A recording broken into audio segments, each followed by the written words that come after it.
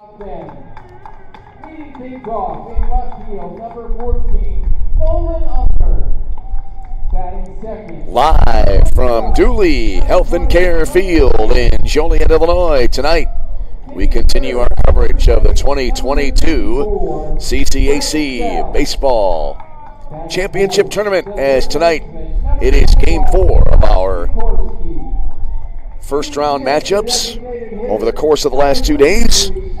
And it features the number 1 seed and regular season champion Olivet Nazarene Tigers against the number 8 seed Titans of Indiana University South Bend. Hi again, everybody, and good evening. It is just shy of 10:30 p.m. Central Daylight Time, and we come on the air live tonight here from Joliet, Illinois, and we're glad you've joined us here on this now late Friday evening. And if you're in the eastern time zone of these United States, soon it'll be Saturday morning. But either way, we have baseball for you, as we had 2 first-round games of 4 scheduled yesterday. 2 were completed, and then the third game scheduled was pushed back until today at 4 p.m., and then due to rain, the start time was moved back to 6, and then we had a marathon game, 3 hours and 45 minutes to play 10 innings, a 14-13 win by St. Ambrose of Calumet St. Joseph.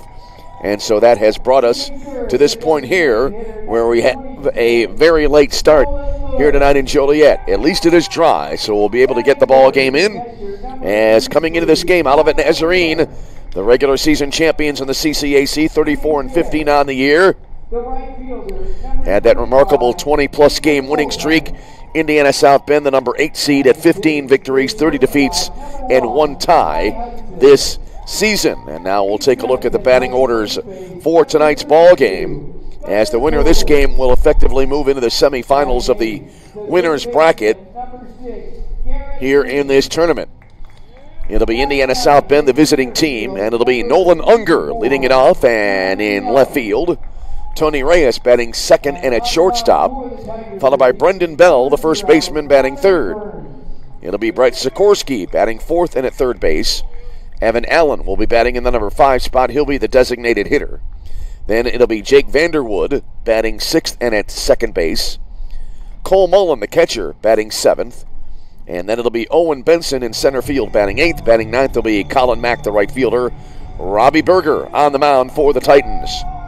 For Olivet Nazarene, it'll be Robert Jackman leading it off and in left field. Then Ryan Russman, the second baseman, followed by Nolan Lewis, the DH.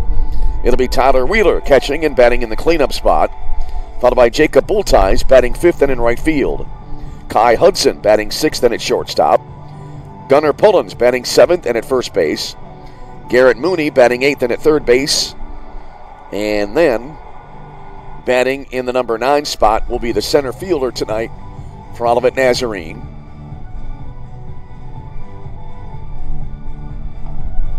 And that'll be Donovan Yell.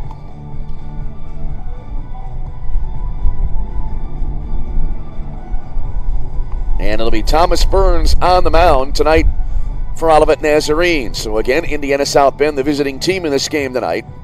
And the winner will face the University of St. Francis tomorrow night in the final game of the day at 7 p.m. As we'll have a marathon weekend coming up for you here. 4 games tomorrow, 4 games it looks like on Sunday. And then we'll head down the home stretch in this tournament starting on Monday.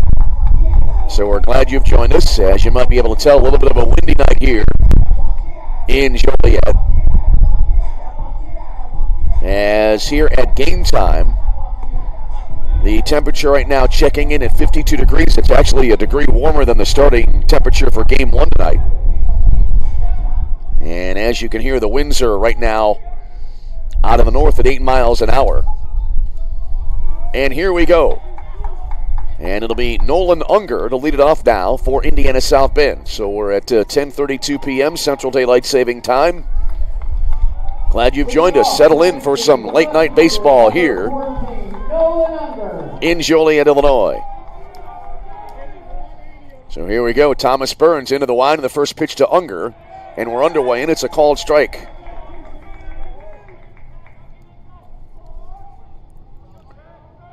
Burns this season 4-2 with a 4.50 earned run average coming in. There's a swing and a high pop-up, short right field. Backing up and the catch made there as both second baseman and right fielder were converging on it. And Vanderwood able to make the play. Making the play was Ryan Russman for the out and one away in the inning. So Unger pops out to Russman, and that'll bring up now Tony Reyes, the shortstop. Shortstop, number 20, Tony Reyes. Reyes, right-handed batter, standing in, and the first pitch to him. He'll lift it into right field. Bulltie's coming on. He makes the play, and quickly two away in the Indiana South Bend first inning. Hit well, but right to Jacob Bulltie's in right, and now that'll bring to the plate the first baseman, Brendan Bell. First baseman, number 34, Brendan Bell. Indiana South Bend coming in as a team, a .291 batting average. They scored 319 runs during the regular season. Here's the wind now by Burns and the pitch, and that'll be in the dirt. 1-0 here. And as we say during all of our broadcasts, we say that just in a manner of speaking, because it is an all-turf field. Not a natural grass field, no dirt. Although I've seen fields of this type where dirt is spread around in the batter's box. Here's the 1-0 pitch now. And that'll be a fastball up high. 2 balls and no strikes here to Brendan Bell. Bell, right-handed batter, back foot just inside the back line of the batter's box, taking, and that'll miss outside.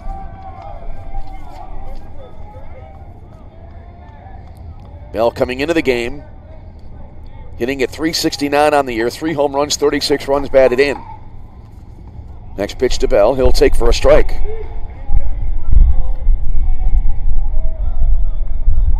So now on the board, 3 balls and 1 strike the count.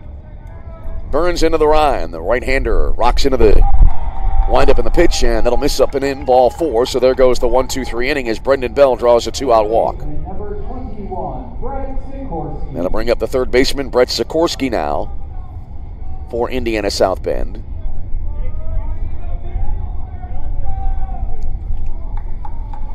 Left-handed batter stands in. He's a .259 hitter with 2 home runs and 13 runs batted in. First pitch here coming in from Burns out of the stretch, high and away, and it's 1-0.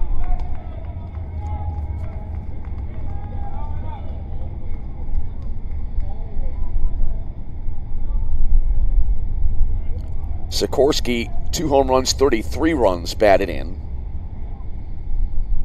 As there's a fastball just above the letters for ball 2.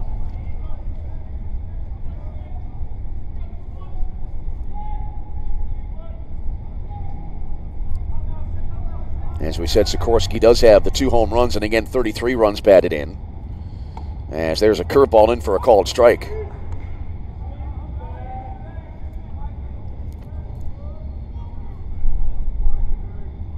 So now 2-1 to the left-handed hitting Sikorski. Here's the set now. 2-1 pitch. High and tight. 3-1 here. So after Burns able to get the first 2 batters in short order, he issues a walk to Brendan Bell and now is in trouble against Brett Sikorski. A little bit of windy here tonight. Perhaps at 8 miles an hour, but it seems a little bit more forceful than that. Here's the next pitch. And that'll be outside ball 4. Back-to-back walks issued here to Bell and Sikorski. And now here's Evan Allen, the DH. Designated hitter, number 33, Evan Allen. So now Evan Allen gets his first swings of the ball game. Allen this year, .237 on the season. 4 home runs, 34 runs batted in. Burns out of the stretch now. 2-on-2 out in the inning. Swinging this ball skied into the air, short center field. Backpedaling, I believe that'll be Russman to make the play, and that'll end the inning as Allen pops out to second base, and that'll close out the frame. As Thomas Burns works around the 2 walks issued with 2 were out. So in the inning, no runs in the frame for Indiana South Bend. No runs, no hits. no errors, a pair of walks, 2 left on base after a half inning. Indiana South Bend nothing. Olivet Nazarene coming to bat. You're tuned to CCAC Tournament Baseball.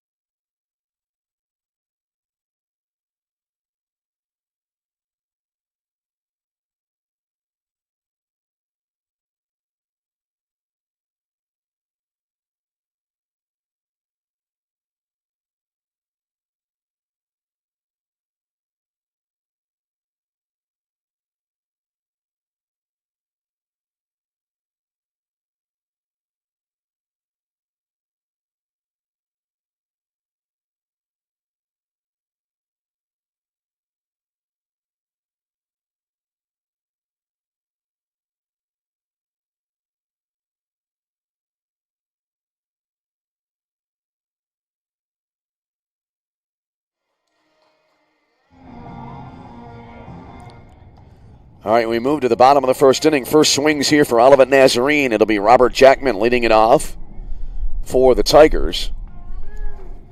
As Robbie Berger on the mound for Indiana South Bend. Berger 2-2 this year with a 6.62 ERA, 35 and a third innings pitched so far this year. He's allowed 53 hits, 29 runs, 26 were earned. And the leadoff hitter, Robert Jackman, taking the first pitch for a strike, and it's 0-1. Righty versus righty. Jackman goes after that one, and it looked like he wanted to hold up, but he committed to the swing and wound up coming up empty, so he's behind now at 0-2. Jackman, a .370 hitter on the year. 3 home runs, 30 runs batted in, and he is out on strikes here to start the ball game for Olivet Nazarene. So now that'll bring up Ryan Russman. Russman, a .327 hitter on the year. No home runs and 24 runs batted in. Berger working quickly, not bad when you start a game at 10:30 p.m. as there's a ball low on a heater, 1-0 the count.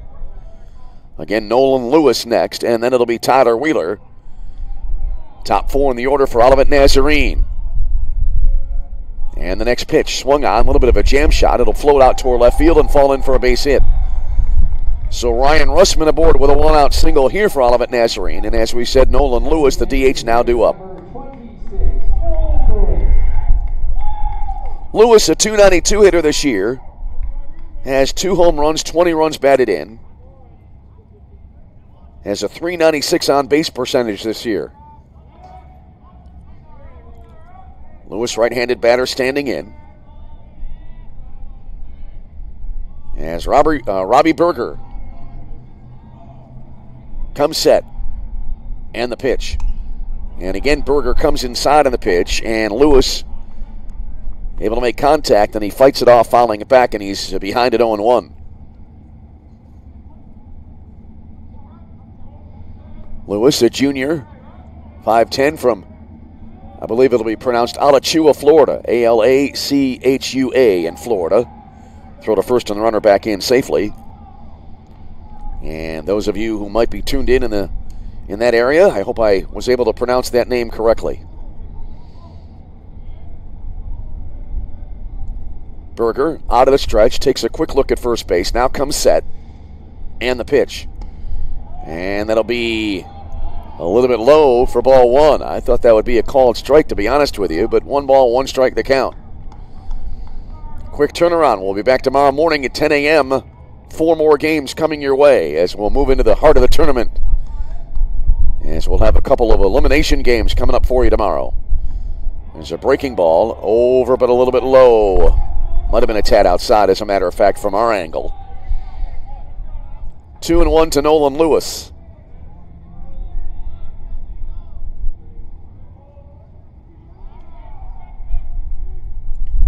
Lewis, right-handed batter, angled stance toward the left side of the diamond, swinging a high fly ball, left center field. This is a mile high into the air, but underneath it is Benson, the center fielder, and he makes the grab for the out.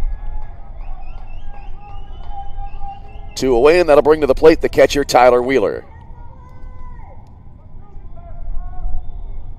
Catcher number 33. Wheeler hitting .340 on the year.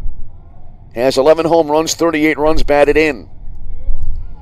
Bats here with 2 away and 1 on as Ryan Russman aboard at first base after his 1-out single. So Berger against Wheeler here. 0-0 game, bottom of the first inning. Berger comes set in the pitch. That jammed him, and it's fouled back out of play, and it's 0-1. We saw that in the first game. There were times during the first game between Calumet St. Joseph and St. Ambrose where there was a steady diet of inside pitches being thrown, and fairly often batters were able to get around on those pitches and foul them away, as was the case here with Wheeler. 0-1 now to Wheeler. Throw to first base and the runner back in safely. Well, for the late hour, pretty good crowd on hand here. And both teams coming from fairly far away as that next pitch missing outside. 1-1 to Wheeler. Olivet Nazarene, I'd say maybe about, I don't know what it is from Joliet to Bourbonnais, maybe 40 miles south of here. And Indiana South Bend, of course, coming in from a couple of hours away almost, maybe an hour and a half away from South Bend. There's a foul ball to the right.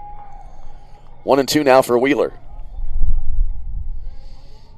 St. Ambrose playing in the first game. I think they're the farthest away from Davenport, Iowa.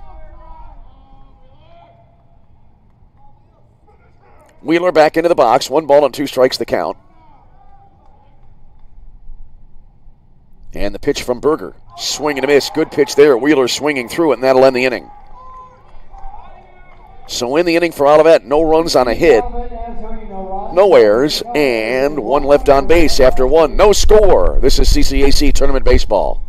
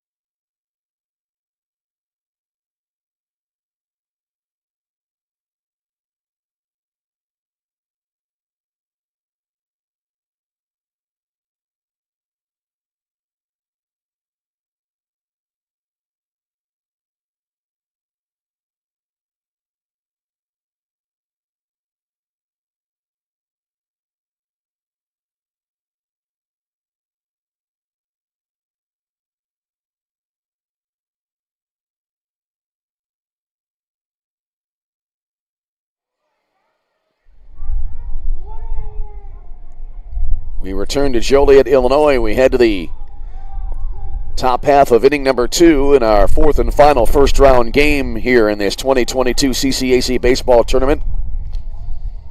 And it'll be now Jake Vanderwood to lead it off for Indiana South Bend. He'll be followed by Cole Miller and Owen Benson here in the top of the second inning. Thomas Burns into the wind, and here we go to inning number 2. And the first pitch, curve, misses inside, and it's 1-0.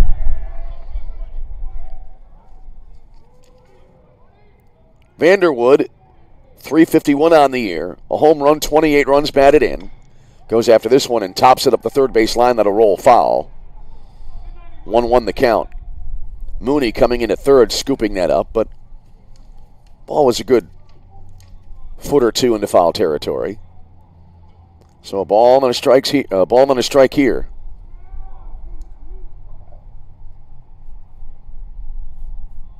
And a little bit of a delay while Vanderwood comes back to the batter's box. Vanderwood, the senior, 5'11", from Frankfort, Illinois. Previously played at Prairie State Community College. Here's the wind now and the 1-1. Curve and a little bit low. 2 balls and a strike here. For a second there, I thought that might be a delayed strike call.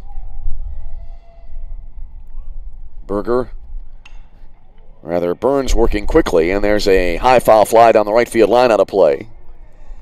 2 balls and 2 strikes here. Berger getting the start tonight for Indiana South Bend against Thomas Burns for Olivet Nazarene. Top of the second inning, no score in the ball game. Here's the 2-2. And that hit him. I thought maybe it missed him, but it may have grazed his jersey as Jake Vanderwood hit by a pitch, and he's aboard to lead off the Titans' second inning.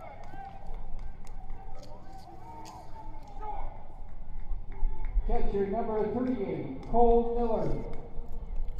For Burns, his 7th hit batter of the year. And now that'll bring up Cole Miller. Miller, a .345 hitter, has a couple of home runs, and he's knocked in 22 on the year. Now Burns again working out of the stretch. Indiana South Bend had a runner aboard in the first inning, not able to get that runner across. There's a swing and a pop foul right side, and that'll be out of play. 0-1 here. Pullen's the first baseman and Wheeler the catcher, giving a little bit of a cursory look to that foul ball, but it went out of play. 0-1 the count. We play late into the night and likely into Saturday morning here in Joliet, Illinois. Here's the set by Burns. And the 0-1. Curve, and that gets right through Wheeler, and that will allow Jake Vanderwood to take second base. See if they score that a passed ball. I wouldn't be surprised. Dave Laquetta, our statistician, and that will be ruled a passed ball, our first passed ball of the tournament. As the count now 1-1 to Cole Miller. So the Titans with a runner in scoring position here in the top of the second inning. An early chance for Indiana South Bend. Here's the next pitch. It'll be a fastball strike on the outer half. So a ball and 2 strikes.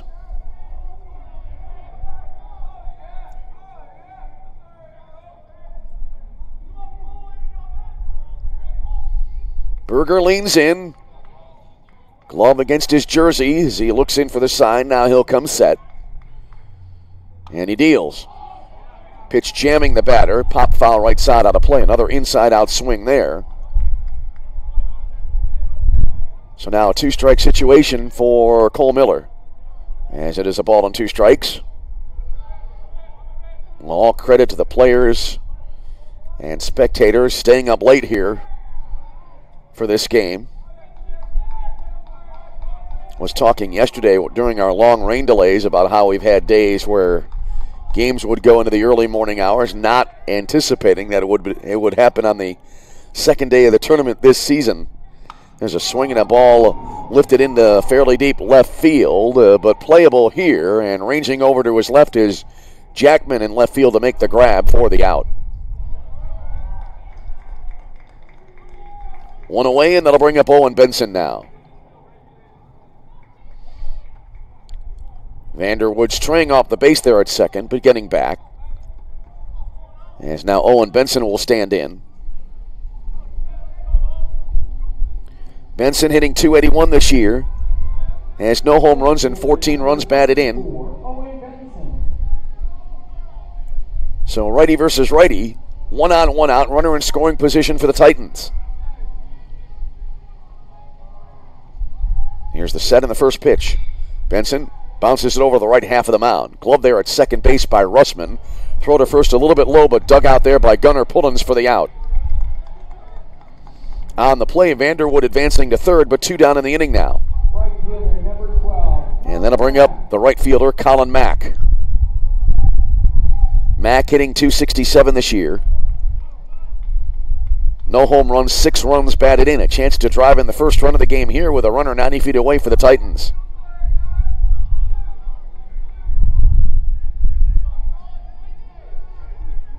Thomas Burns coming set. And the pitch. And that'll miss outside. Looked like a fastball with movement there. 1 ball and no strikes. Vanderwood at third. In possession of the run that would give the Titans the early lead. And there's a ball that'll skip to the backstop here. Vanderwood will come in to score as he's clapping as he crosses the plate. As that is a wild pitch that scores a run. We've had a hit batter, a wild pitch, and a passed ball in this inning. And Indiana South Bend takes a 1-0 lead. The count to Colin Mack now, 2 balls and no strikes.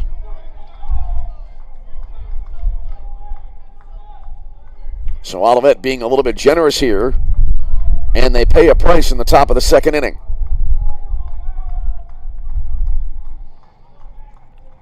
All right, Burns now back into the windup. Compact windup by the right-hander, and he deals, and then that'll be low and away. 3-0 here.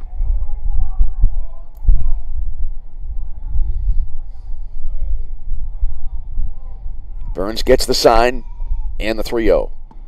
Fastball right down the middle for a called strike. Haven't seen the box score for the first game yet. Hasn't been posted online. I don't know the official time of that game, although it came up on 4 hours as there's a little bloop single in the center field for Mack. And so the inning continues now. Back to the top of the order for Indiana South Bend. And here's Nolan Unger, the left fielder. Unger in the first inning popped out to Ryan Russman at second base to start the ball game. So Nolan Unger will stand in now. And Burns back to the stretch now. Unger started to swing, then stopped, and a good decision as it came in low for ball 1. This game will round out the pairings for tomorrow's games. Throw to first and the runner back in safely. I have many brackets here. Many copies. The original with the original start times. And then 2 versions of a possible update to the schedule. There's a throw down to second base after the pitch coming in, and they get him. Colin Mack out on a caught stealing, and that'll end the inning. But Indiana South Bend able to put a run on the board there. They pick up a run in the inning. A run on a hit. No errors, and as it turns out, nobody left on base. We go bottom 2, 1-0 Indiana South Bend. This is CCAC Tournament Baseball.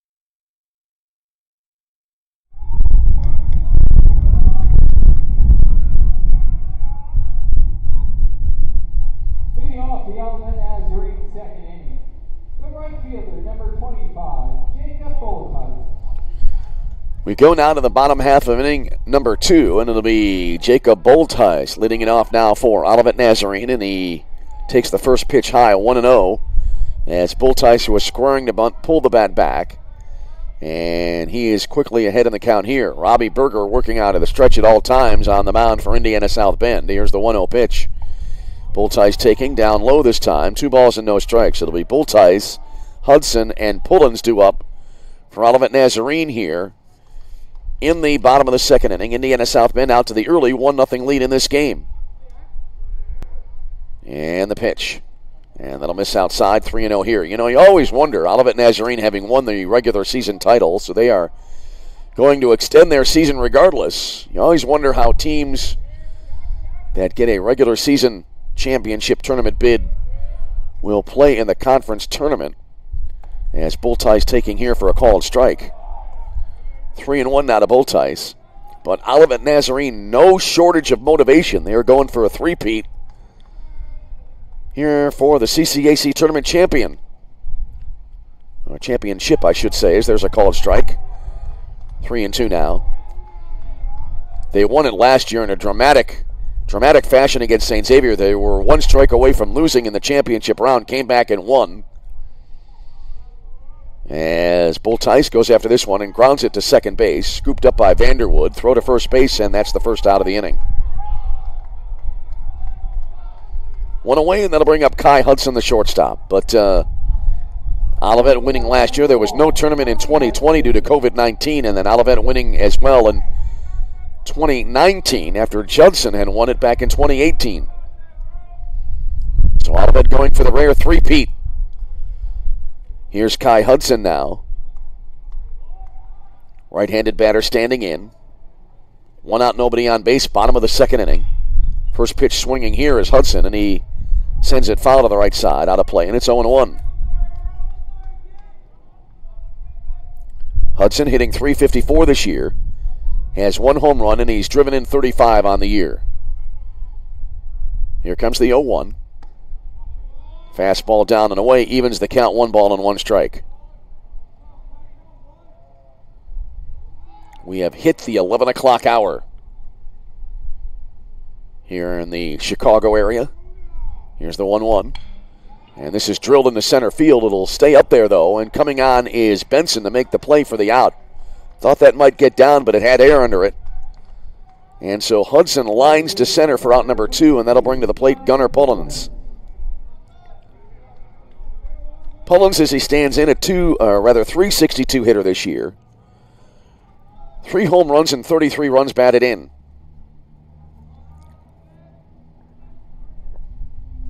So Berger working on a 1-2-3 inning here. First pitch, and that'll be in for a called strike to Pullins. Pullins trying to keep the inning alive as Garrett Mooney would be on deck. He is on deck, and he would hit.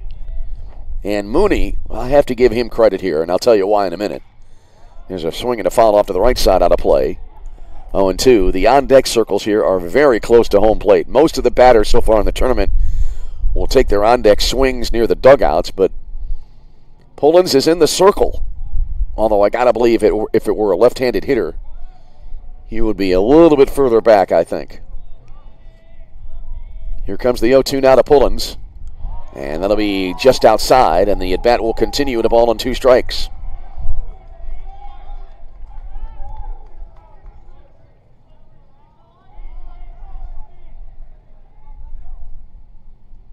All right, now Berger will step off the mound.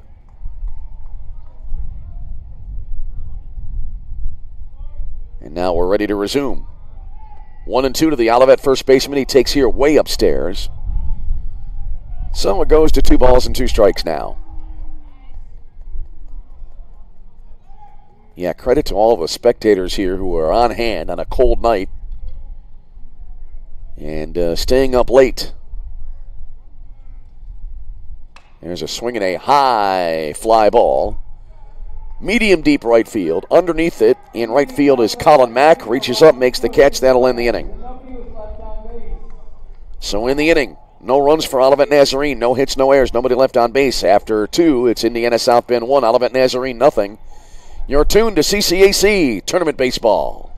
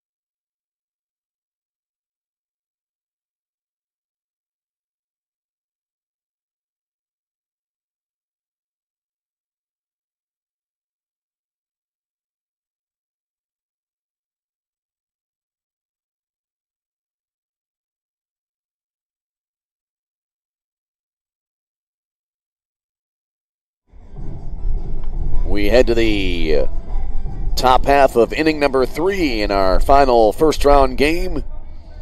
That has taken this first round, originally scheduled for 4 games yesterday. It's taken 2 days to complete. As we head to the third inning, here will be Nolan Unger.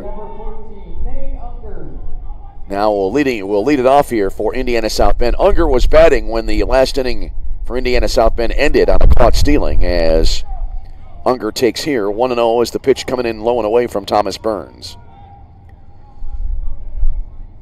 Burns looks in for the sign, and the pitch. Unger taking here, and now it's 2-0.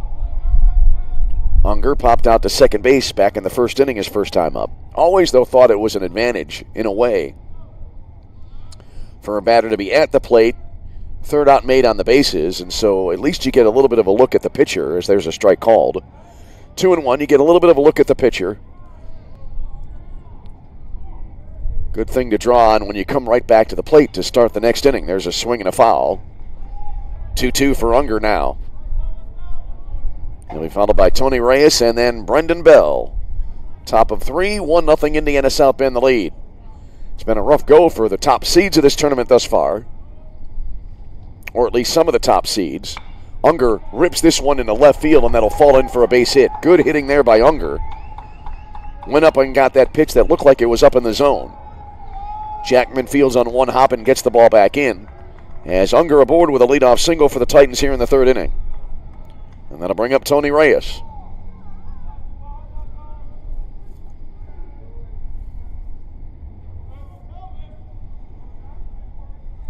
Reyes 0 for 1. He flied out to Jacob Bultice in right field his first time up. So 1 on, nobody out here in the Titan third inning. Here's the set now by Burns and the pitch. Reyes squared to bunt, pulled the bat back, snap throw now. A back pick attempt there at first base, but the runner back in safely. 1-0 is the count now to Reyes. Titans shortstop back into the batter's box. Quick throw to first base, and Unger diving back in safely at first. Looking at the bracket, the winner of this game will play St. Francis tomorrow night in the final game of the day. There's a bunt out toward the mound, picked up there by Burns, underhands to first base for the out. Unger going to second on the play. 1-3 on the sacrifice, 1 away with a runner in scoring position for Brendan Bell. He will step up now to the plate for the Titans. And the loser of this game will play Roosevelt University tomorrow afternoon at 1 o'clock in a game that will eliminate a team, an elimination game. It is late at night.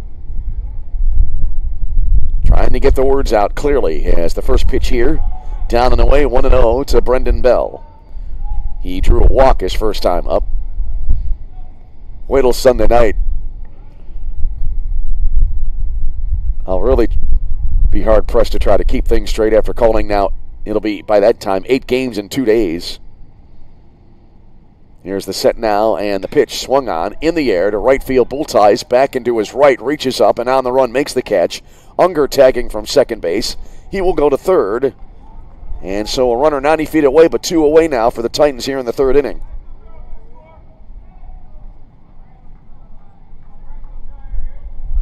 Bell giving that ball a ride, but Jacob Bultice, a good jump there. And now here's Brett Sikorski. Sikorski also drew a walk back in the first inning.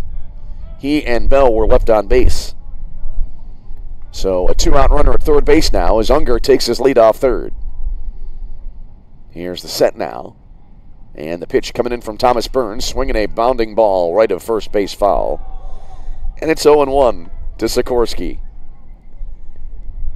Haven't called it a bounding ball in a while. I kind of like that phrase.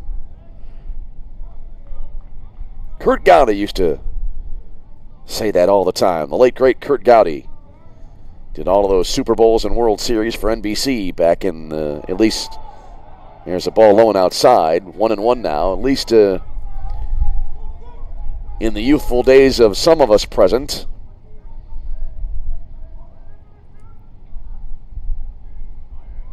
1-1 the count. And the pitch. Swung on, and that'll be sliced into short left field. Coming on and diving forward. And the catch made in left field by Jackman to end the inning. Good play there by Robert Jackman. Falling forward, making the grab, and that'll end the frame, and it saves a run. So in the inning,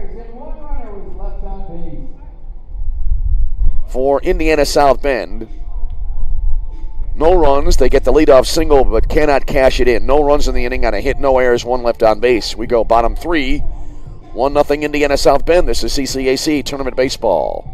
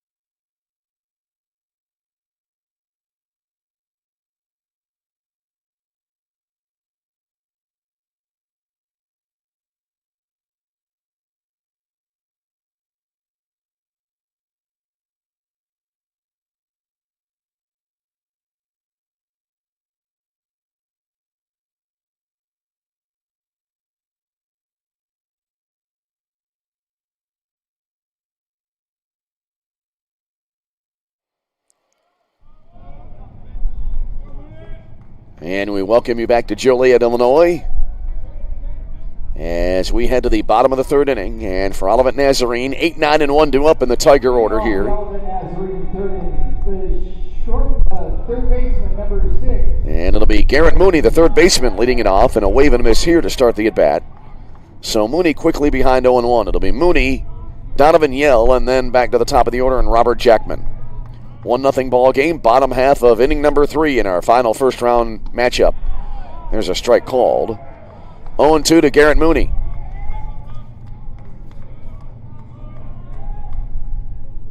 Mooney, right-handed batter, awaits.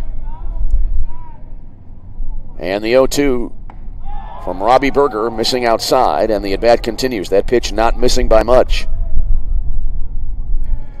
Mooney, a 167 hitter this year. No home runs. He's driven in 8.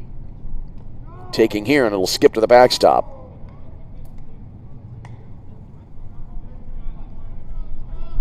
One and 2 is on the board. Mooney, right-handed batter, windmills the bat around. Now he's ready to go. Berger comes set, the kick and the pitch. Mooney started to swing, held up, and the pitch misses outside. They appeal to the infield umpire at first base, who says Mooney did not go around, so the at-bat continues. It'll be a 2-2 count. Now 3-2 on the board. You know, I had 2-1 earlier and deferred to the scoreboard. It is now 3-2. There's a swing and a miss, and that will be the end of that at-bat, as Mooney strikes out for the first out of the Olivet Nazarene 3rd inning, and that'll bring up Donovan Yell, the center fielder. Center fielder number 54, Donovan Yell. Donovan Yell, a .303 hitter on the year. A home run and 5 runs batted in. Yell, a left-handed batter, awaits. The first pitch from Robbie Berger, and the pitch. This is hit sharply, but just wide of first foul, so 0-1 the count.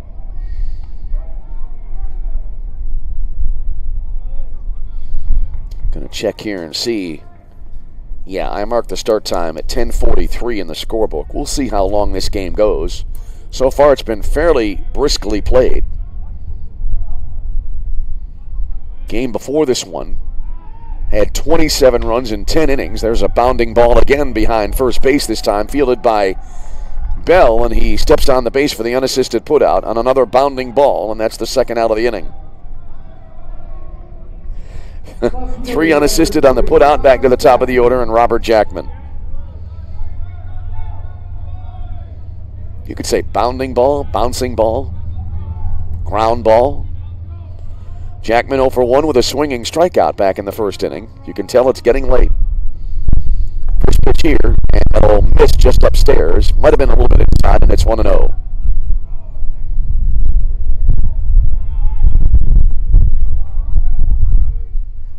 Righty versus righty in the next pitch. In for a called strike. 1-1. Ryan Russman would be next if the inning continues for Olivet Nazarene. Here's the set. And the pitch, kind of a golf swing, getting through the pitcher and then into right center field for a base hit. Wow. And now the ball bobbled in center field, and so Jackman able to take second base. Got to believe that'll be a single and then an E8, as that's Benson in center field, not able to field it cleanly. We'll see on the scoring, as either way, Ryan Russman will have a chance now to drive in a run. Russman, he did single his first time up back in the first inning. Yeah, that'll be a single and an E8. And here's Russman, and the first pitch, and that'll be in for a called strike to the Olivet Nazarene second baseman. You know, with the timing of the tournament, with the weather delays and all that, I think it makes as well winning this first game that much more important, because you avoid a quick turnaround for an elimination game tomorrow, as there's a ball low. 1 ball and 1 strike. Although tomorrow the team that does not win this game will play at 1 at least. Calumet St. Joseph really getting kind of a tough draw, as they squandered a 6-run lead in the 10th inning and lost the game earlier on to St. Ambrose. There's a 1-hopper back to Berger. Fields throws to first. That'll end the inning. So Olivet threatens, but they do not score. No runs on a hit on air and 1 left on base. And after 3 complete, it's Indiana South Bend 1, Olivet Nazarene nothing. You're tuned to CCAC Tournament Baseball.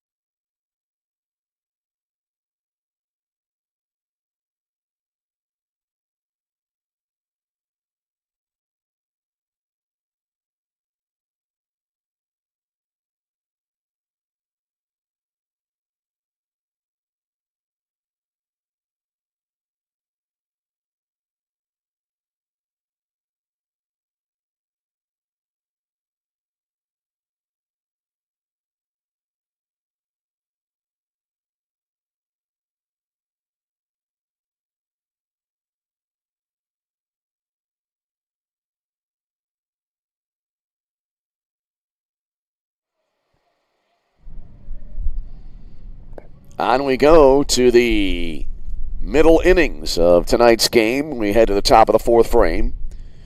And it'll be Evan Allen, the DH, to lead it off now for Indiana South Bend. Titans with a 1-0 lead. Pitchers duel in progress here tonight in Joliet in the final first-round game of this tournament. And the first pitch here in there for a called strike. 0-1 now to Evan Allen. Allen popped out to Ryan Russman at second base his first time up. Here's the 0-1. Down and away. Great pick behind the plate there by Wheeler, even though nobody was on base. Credit where credit is due there. That was a nice catch. And he does it again on a backhand stop as that next pitch coming in low and outside. 2-1 to Evan Allen. Burns into the line of the pitch. And that one is over but low. I think on the previous 2 pitches, Burns kind of overthrew, maybe a little bit late on his release point. Here's the kick in the pitch, and it hits the batter in the head. Oh my goodness, as Allen immediately falls to the turf. And now, good to see he's back up as he slams the bat to the ground. And he will go to first base after being hit in the head by that pitch. And Well, thank goodness he was able to get right back up to his feet. For a while there, he was on the ground for a little bit of time, then finally jumped back up.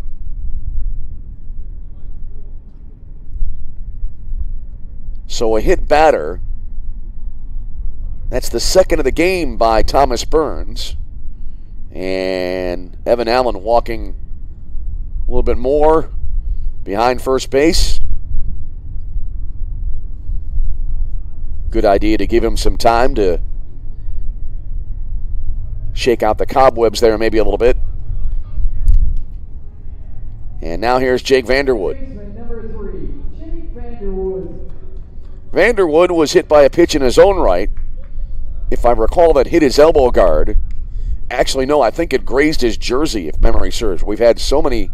Actually, we've had a lot of hit batters combined in the two games, so they're all kind of becoming a blur a little bit. But anyway, Vanderwood was hit by a pitch his first time up, and he rips this one back up the middle and into center field for a base hit. Burns tried to snare that with a waist-high grab with his glove hand, but it skidded right by him.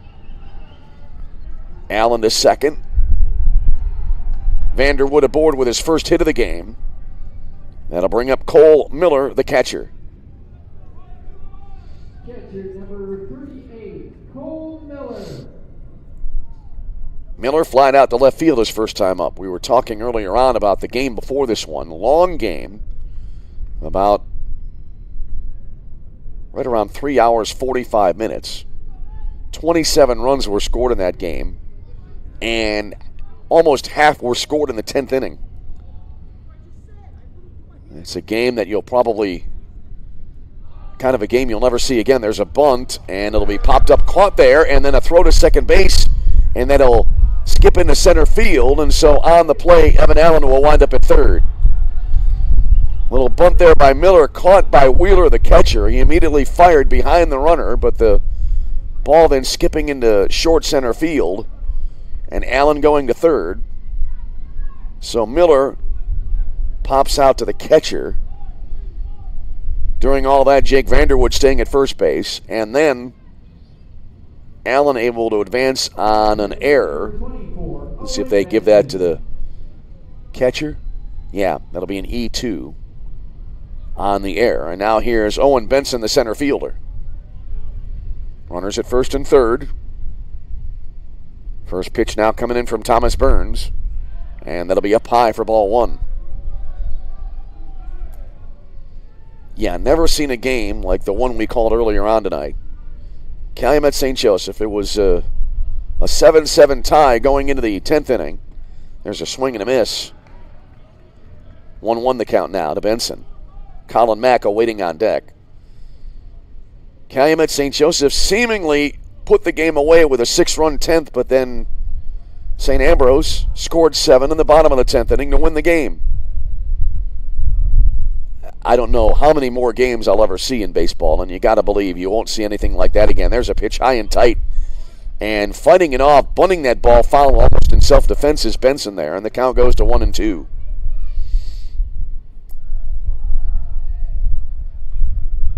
St. Ambrose has been involved in two of the more memorable games I've called over the years here, having the honor of calling the CCAC tournament. We talked about it while the game was in progress. St. Ambrose and Roosevelt played an almost 5-hour extra inning game a couple of years ago.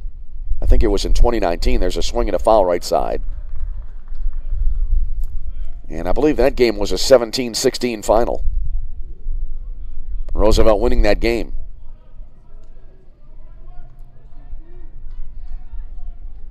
All right, on the board, the count 1-2 Burns out of the set now, and the pitch. Fastball up high to even it up 2-2. Again, Colin Mack awaiting on deck, then back to the top of the order, and Nolan Unger, if we continue on that far here in the Titan 4th inning. Pace of the game slowing here a little bit. Here's the set by Burns, and the pitch. Swing, and a foul tip. Caught by a Wheeler behind the plate for the strikeout.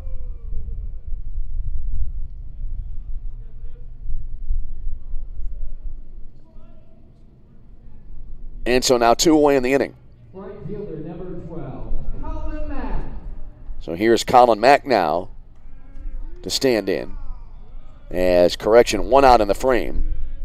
Mack singled back in the second inning, so he's 1 for 1 tonight. Runners at the corners. First pitch here, a nicely executed curve by Thomas Burns. That's in for a called strike, and it's 0-1. Mack was then out trying to steal. That out-ended the second inning for Indiana South Bend. Here's the set by Burns and the pitch. Swing and a miss. Oh, that pitch fooling Mack big time there. Went after it, and he came up empty.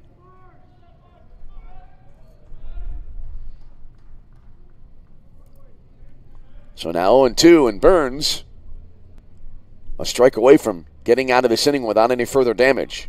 Indiana South Bend, the 1-0 lead here in the fourth. And there's another curve, swing and a miss again, and that'll end the inning.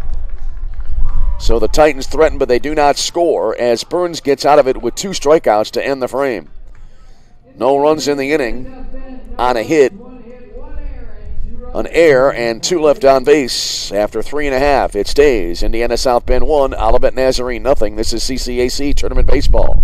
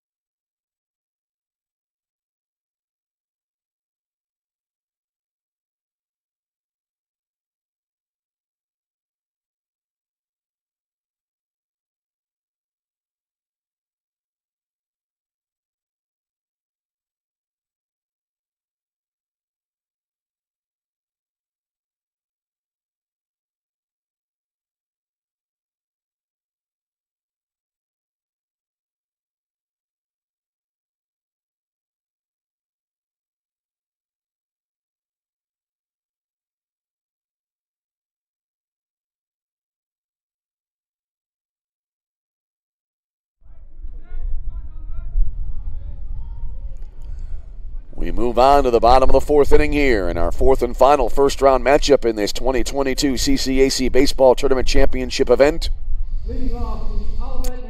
And Nolan Lewis will lead it off for Olivet Nazarene after that dramatic buildup coming out of the break by your humble play-by-play announcer. Lewis is 0 for 1. He flied out to center field his first time up.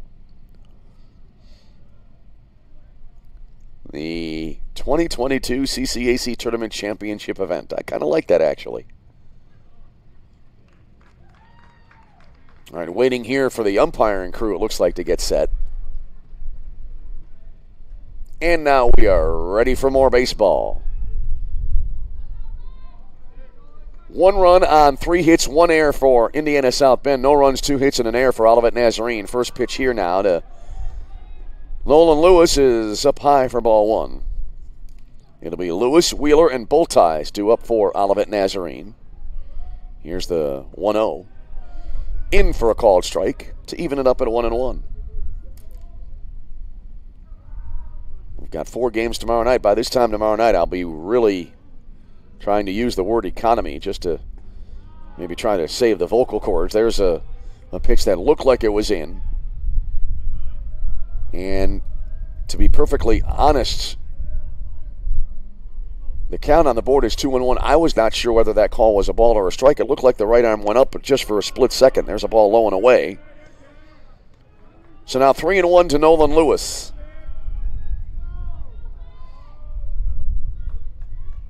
Walk here would put the tying run on base here to start off the Olivet Nazarene fourth inning. Here's the 3-1. Lewis going after that one. Tops it up the first base side. And bobbling it there, the pitcher Berger recovers, throws to first, and they get him by an eyelash. Wow, I am stunned that throw got there in time, but a good play by Berger. And Bell right there waiting, made the play, made the catch to end the at-bat and record the first out of the inning. Good play there by Berger not to give up on that play. And now here's Tyler Wheeler. Wheeler striking out swinging his first time up. Taking here, and it'll be high 1-0.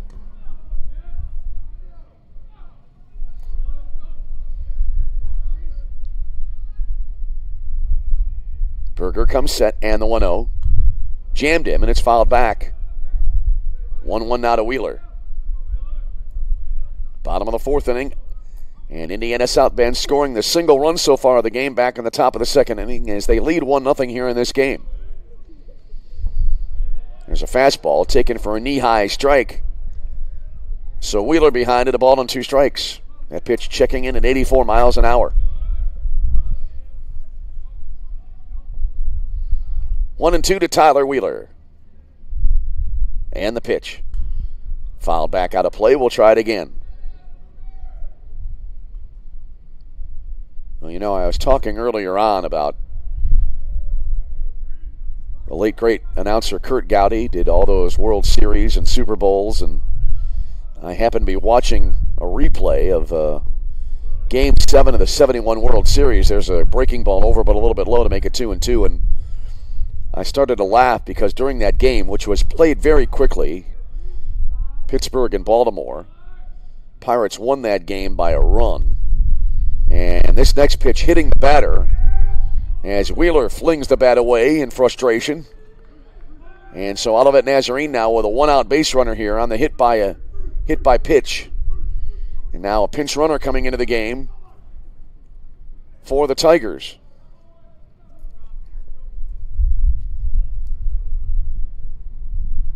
Rod Lucas, a senior, 6-foot senior from Miami Gardens, Florida, will run now. At first base for Wheeler. But as I was saying, I was watching it was Game 7 of the 1971 World Series, and what was so funny during that broadcast, Kurt Gowdy was talking about how baseball was losing its audience, that it was too slow of a game, and the younger demographic wasn't interested. Here's a ball high, and now the throw to second base and the runner getting in safely on a head-first slide. So Lucas now in scoring position for Olivet Nazarene. As the count to Jacob Bultice is 1-0. Just amazing. That was now almost, well, that was over 50 years ago. And the same things that bothered people about the game then, same things that seem to bother people about the game now, seemingly were issues back 50 years ago when games were played much more quickly. Just amusing as now time called here. That's a great example of the more things change, the more they stay the same, I guess. And yet the game survives.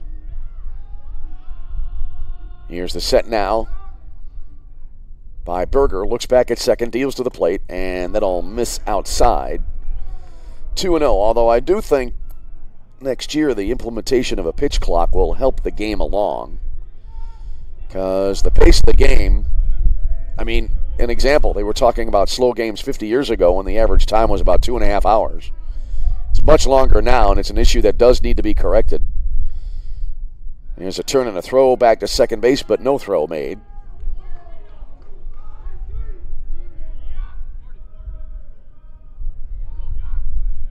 We are past the bottom of the 11 p.m. hour. We are careening wildly toward the midnight hour here in Joliet. Here's the set now and the next pitch.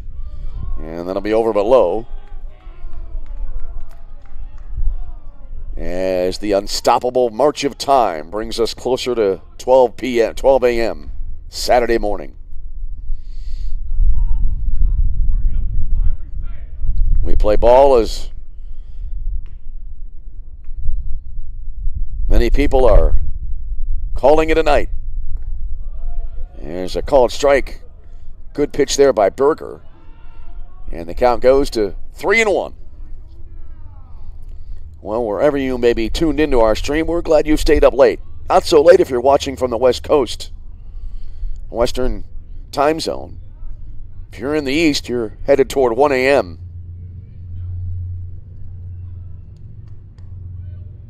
All right, here's the 3-1. Swing and a miss. Good pitch there that had movement down in the zone. So a full count now to Jacob Bultice. Bultice 0 for 1. He grounded out to the second baseman his first time up. So we had 2 games yesterday, 2 today as they maneuvered around the weather. The softball tournament for the CCAC was completely washed out today. They played one game yesterday and didn't even try to play today. And they'll pick it up tomorrow with many, many games in Crown Point.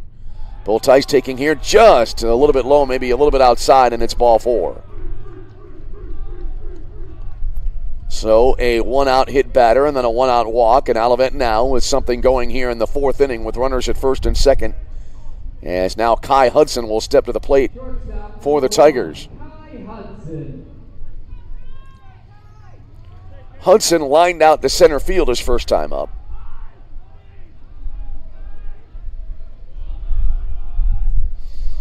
So the Tigers with runners at first and second with one away, bottom of the 4th inning. They still trail in the game 1-0. Berger coming set now.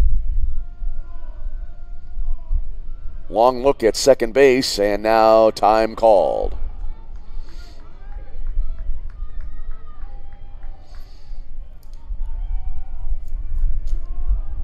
Approaching the 1 hour mark of the ball game. Berger again comes set. Hudson awaits, and the pitch. And that'll be a curve, look like in there, or at least a heater with movement, and it caught the zone for a called strike, and it's 0-1. Well, as I said, wherever you may be, we're pleased you've stayed up late with us tonight. Glad you're along for the ride. Here comes the 0-1. Fastball high to make it a ball on a strike.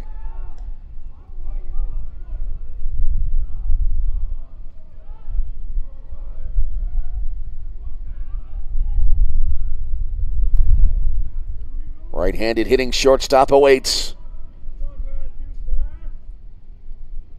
And the 1-1. Hudson takes outside. 2 balls and a strike.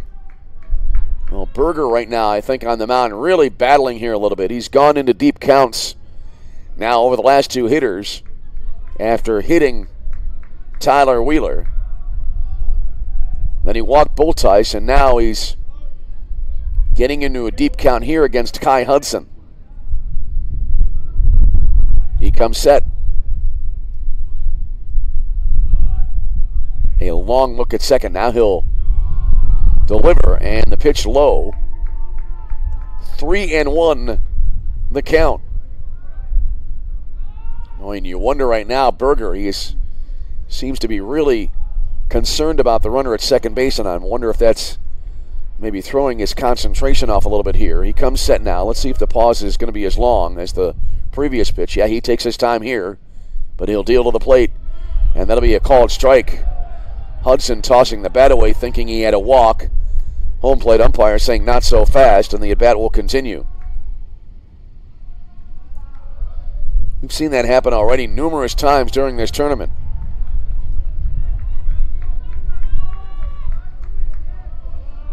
So now a full count here to Kai Hudson.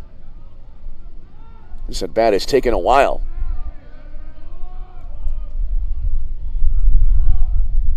Here comes the payoff. Eventually, there it goes. The runners are going. Ball sliced into right field, dropping kind of quickly. Moving over, and I believe the catch made by Mack in right. Yes, it was. And the runners have to go back, and they'll double the runner off first base to end the inning on a double play. Lost the ball a little bit in the glare, but Mack did make the catch. The runners were on the move, and Bullties doubled off first, and that ends the inning and ends the threat. In the inning, no runs, no hits, no errors, and 1 runner was left on base. So in the inning, no runs, no hits, no errors, and a runner left on base. And after 4 complete, it stays. Indiana South Bend 1, Olivet Nazarene nothing. This is CCAC Tournament Baseball.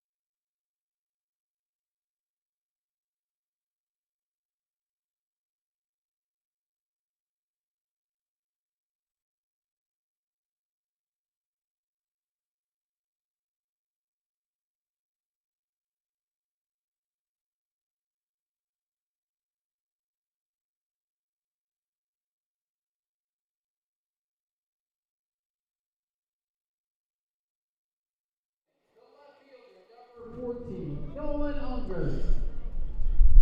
So we head now to the middle inning of this 9-inning ball game.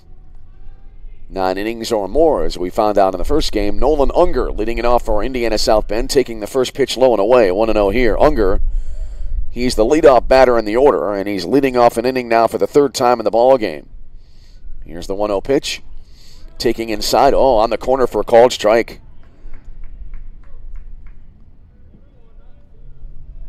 They have 2 on the board. I do believe it is a 1-1 count here, as into the windup now, and the pitch coming in from Burns, swinging a flare, lifted down the right field line. Bullties long run into the bullpen in foul territory, and he was able to come up with it for the out. So Unger fouls out to right field, and that'll bring up Tony Reyes.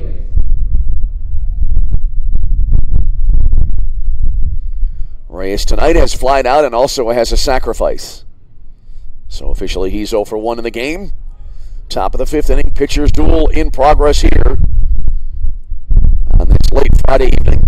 There's a bouncer to third, one hopping, and backhanding near the bag at third base is Mooney. Throws to first right on the money, and that's out number 2 in the inning. 2 up, 2 down, and that'll bring up Brendan Bell. First baseman number 34, Brendan Bell. Bell has a walk and a fly out to right field.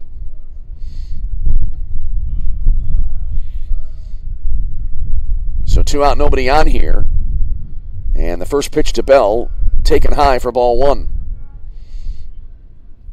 Brett Sikorski would be next if the inning continues. Indiana South Bend, a 1-0 lead here in the top of the 5th. There's a swing and a foul back, rather. 1-1 here, the count. That ball had a lot of movement on it. When it was on its way to the hitting area there, I thought it had a chance to hit Bell, but it had movement, tailed back in toward the inner half, and it wound up to be a foul ball. Bell going after this next pitch, and he fouls it high into the air, back behind home plate out of play. So a ball and 2 strikes to Brendan Bell. New ball thrown out to the pitcher, and it gets away. Recovered by Kai Hudson, the shortstop, who tosses it back to Thomas Burns. Here comes the 1-2 pitch. Swung on, and a line drive into right field for a base hit.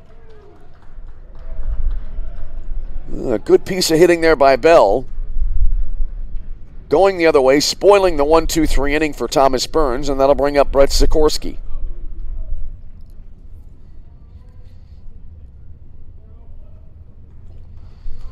Sikorski tonight has a walk, and he flied out to left field on a great put-out by Robert Jackman in left back in the 3rd inning. That ended the 3rd as Jackman came on and made a running catch while he was sprinting toward the infield. Pitch misses inside, a back pick attempt here, but the throw too late at first base. 1-0 to Sikorski. That's the second time that Tyler Wheeler behind the plate has tried to throw out a runner on a back pick attempt. 1 ball, no strikes. And the pitch. That'll miss outside. 2-0 now for Brett Sikorski.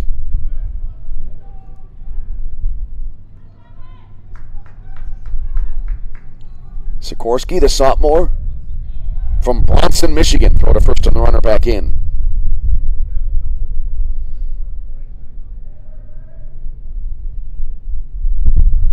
Burns looks in for the sign. And the pitch. Fastball. Just missed the outside corner.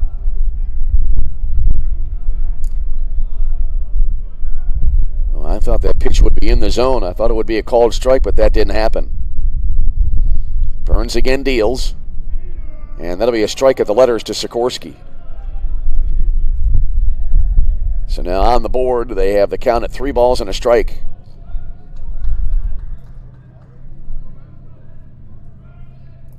Here's the set by Burns.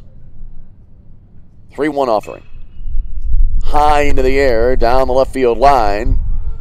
Long run here, and that ball will be out of play. Good effort there by Mooney, the third baseman. Went almost full speed into the railing there, and kind of that railing about maybe waist high, and so he ran into it, and his momentum took him almost over the fence onto the berm. But he's okay, and the at-bat continues now at 3 balls and 2 strikes to Brett Sikorski.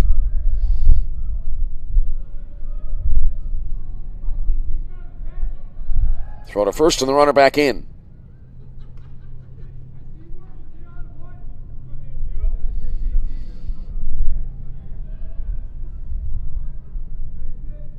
All right, Burns now comes set. And the pitch. And then a miss outside, ball 4. Runner was going, but that was quickly made a moot point. So Bell into second base. Sikorski drawing the walk. And that sets up a first and second situation for Evan Allen. Meeting at the mound between pitcher and catcher for Olivet Nazarene now. Evan Allen.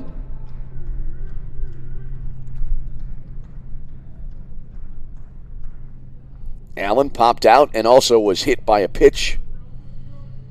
He was the batter that was hit in the head back in the 4th inning.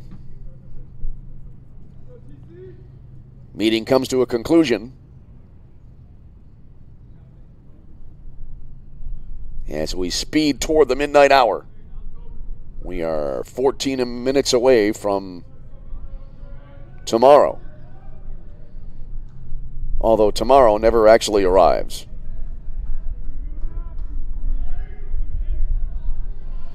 And after that deep thought, we're ready to get back to baseball. Evan Allen stands into the batter's box now with runners aboard at first and second. First pitch here, and that'll be a breaking ball in for a called strike, and it's 0-1. We are now 13 minutes away from Saturday. We can say that and be accurate.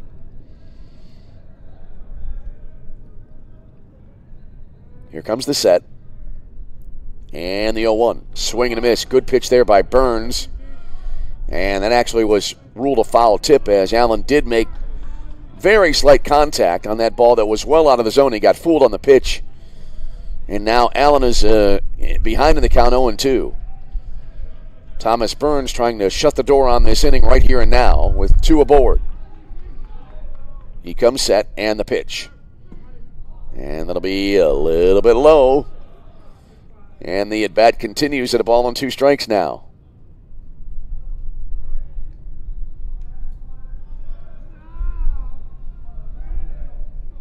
Burns looks in for the sign. The 1-2. Low and outside.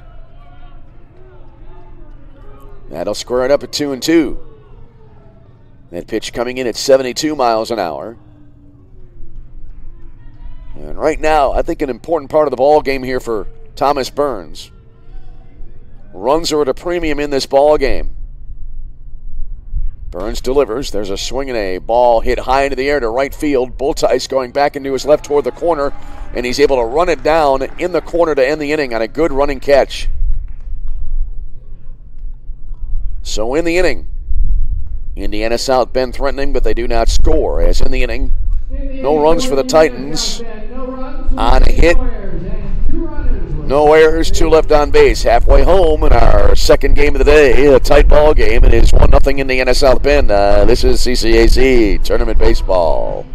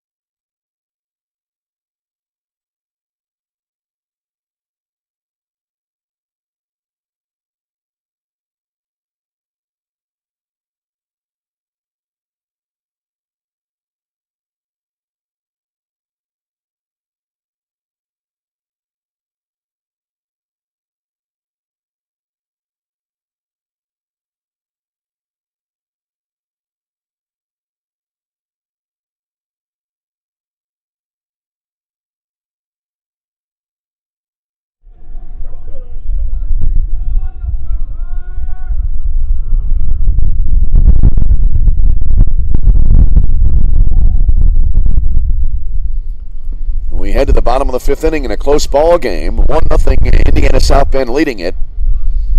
And leading it off and taking the first pitch for ball one, Garrett Mooney here for Olivet Nazarene. It'll be Mooney, Yell, and then Jackman due up here. Mooney taking here again, a fastball low. As correction, it's Gunnar Pullins leading it off. And 2 balls and no strikes, so resetting, it'll be Pullins, Mooney, and Yell due up. There's a strike called to Pullins. You know, I was worried that would happen because at the end of the last inning for Olivet Nazarene in the fourth, I marked down the result of Kai Hudson's at bat in the wrong place in the scorebook, and that can make things go sideways really quickly if you're trying to keep track of a game, which is part of the job of the play-by-play announcers. There's a ball off to the right out of play, a high pop foul. Pullins in the game is 0 for 1. He flied out to right field his first time up. And right now he faces a 2-2 situation.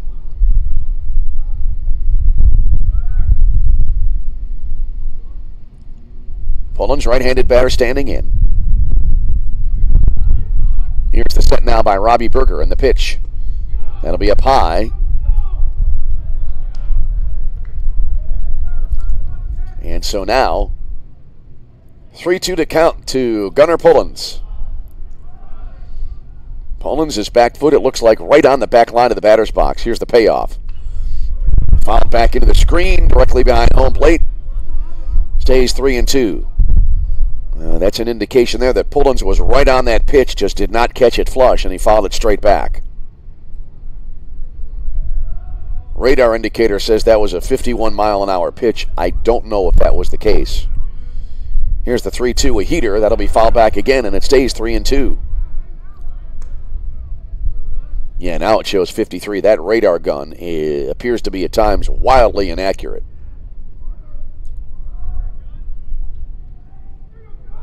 Three balls, 2 strikes, and the pitch. Pullins takes low for ball 4. So Gunnar Pullins aboard with a leadoff walk here. And now that'll bring up Garrett Mooney.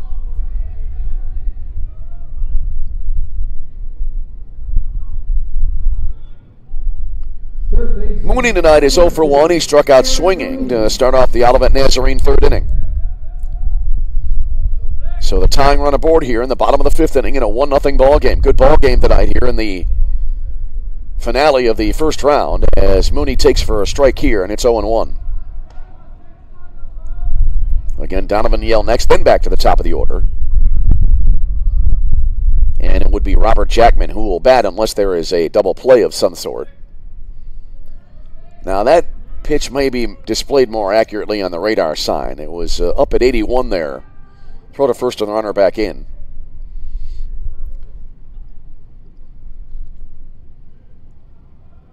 Gunnar Pullins aboard at first base. Bottom of the fifth inning, 1-0 Indiana South Bend the lead. Titans had the only run of the game and was scored back in the second inning.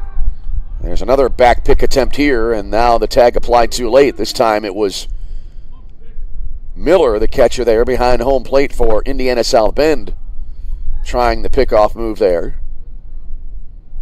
Cole Miller behind the plate. The count now to the batter is a ball and a strike. Mooney, right-handed batter, awaits in the pitch. He bunts the ball, pops it up, and it'll land about halfway up the line foul to make it 1-2.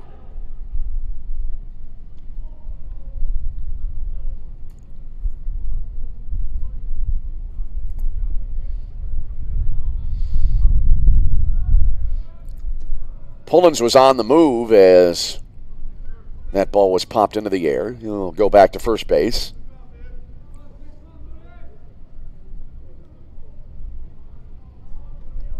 All right, Mooney awaits the 1-2 offering. And he'll square to bunt even with 2 strikes. He'll pull the bat back. The pitch came in high to make it 2-2. You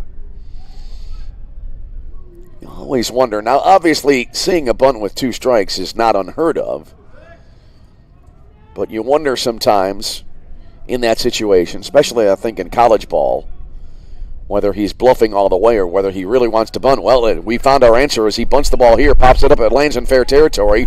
Berger fields, throws to first base, but the throw not handled there by Bell at first, and everybody winds up to be safe. Pullins to second. Mooney aboard at first now. And I believe that'll be scored a single.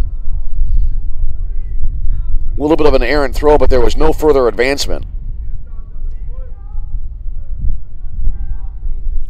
And now here's Donovan Yell. Center fielder, number 54, Donovan Yelly.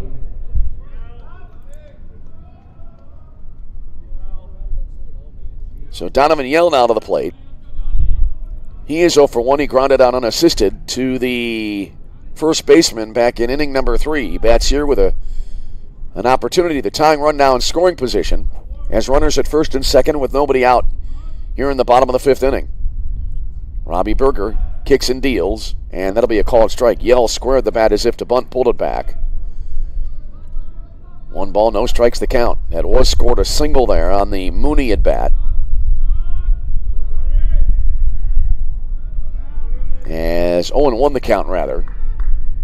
That's on the board as the first pitch called a strike. Yell awaits.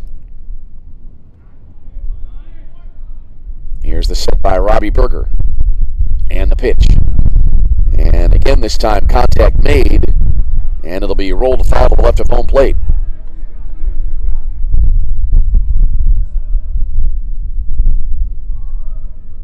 And so now 0-2 on the board.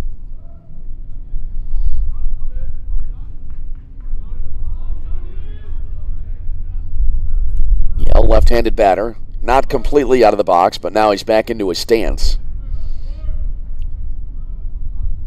Here's the set by Berger. And the pitch. This is hit high into the air. Short left field. Shortstop going out. Left fielder coming in and making the play. Nolan Unger, the left fielder, for the out.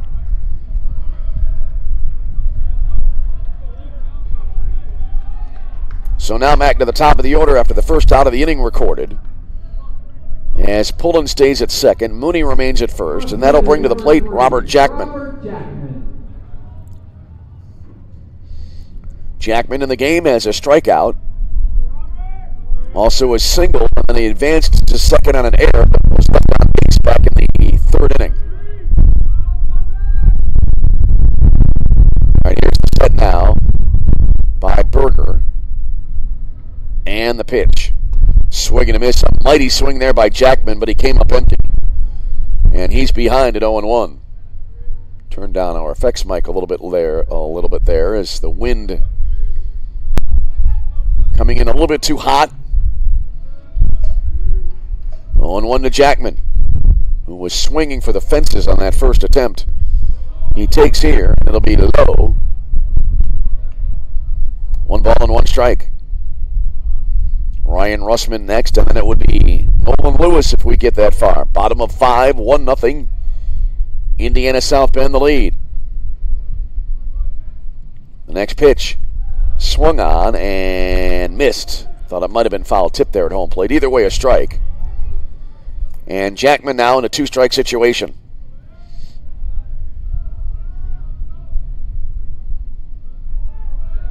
1-2 the count. Berger comes set. Long pause. Now he'll toss to the plate. This is pulled to left field and in for a base hit. Rounding third. Here's Pullins heading for home. Ball bobbled a little bit there in left field. Throw coming into the third baseman. That kind of skips away, but it's backed up nicely as we now have a tie game. 1-1 on the RBI by Robert Jackman. Pullins scoring on the play. Garrett Mooney going to third. We're even at 1. As Jackman able to take second on that last play as well. And that'll bring up Ryan Russman, and now meeting on the mound for Indiana South Bend. That ball grounded to the left side and really placed perfectly. There's been an error charged to Nolan Unger in left field as he bobbled that ball, and that allowed Jackman and also Mooney really to take an extra base. So a single and an E7 on the scoring.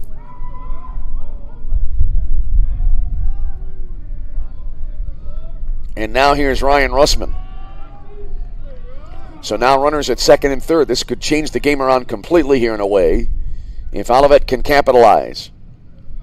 Still one out in the inning. Russman is 1 for 2 in the game. Swinging a line drive down the right field line. Actually kind of more of a pop fly, and it'll be a foul ball as we have now reached the midnight hour.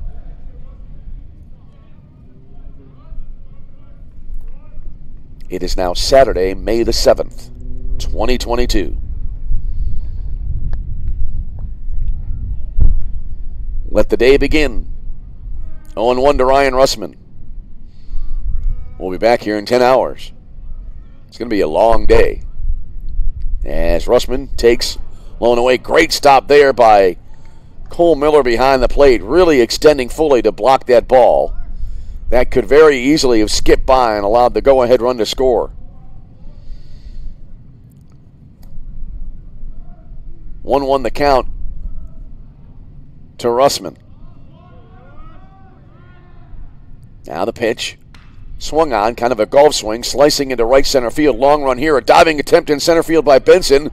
And he came up with a ball, tagging from third and scoring, however, on the play will be Garrett Mooney, and Olivet Nazarene takes a 2-1 lead. Great play by Benson in center field, making the catch. Russman gets the RBI. But that catch saving another run, as now Nolan Lewis will come to the plate. Lewis is 0 for 2 tonight. Grounded out back to the pitcher his last time up. So now Olivet Nazarene able to manufacture a couple of runs here. They've taken a 2-1 lead. There's a swing of the ball high in the zone and a high pop-up, a mile high into the air. It'll come down right of the mound, and calling for it, I believe that was Bell, as several players were almost vying to catch the ball, and the out is recorded, and the inning comes to an end. But in the inning, 2 runs for Olivet Nazarene. 2 runs on 2 hits, an error, and a runner left on base after 5 complete. New ball game. It's Olivet Nazarene 2, Indiana South Bend 1. This is CCAC Tournament Baseball.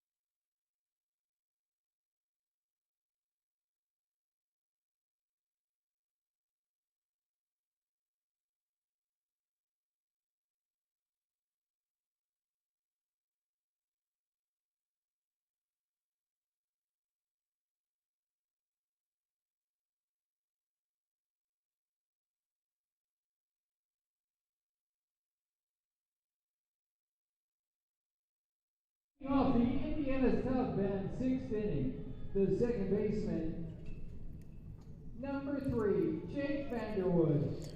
All right, we head now to the top of the 6th inning. 2-1 ball game. Olivet Nazarene, as we said, able to push across a pair of runs in the last half inning. Jake Vanderwood now leading it off for Indiana South Bend, as we now play on this Saturday morning in May.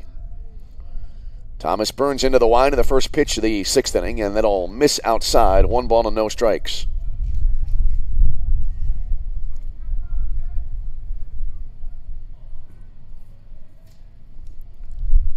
Righty versus righty, and the next pitch, and that came in a little bit high.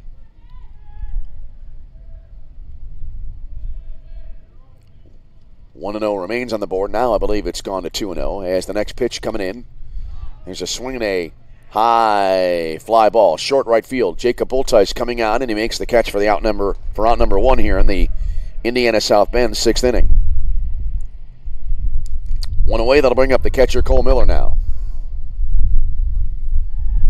catcher, number 38, Cole Miller. So Miller now will stand in.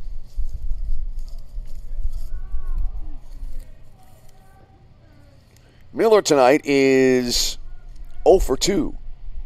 He's flied to left field and popped out to the catcher. First pitch here, in there for a called strike, and it's 0-1.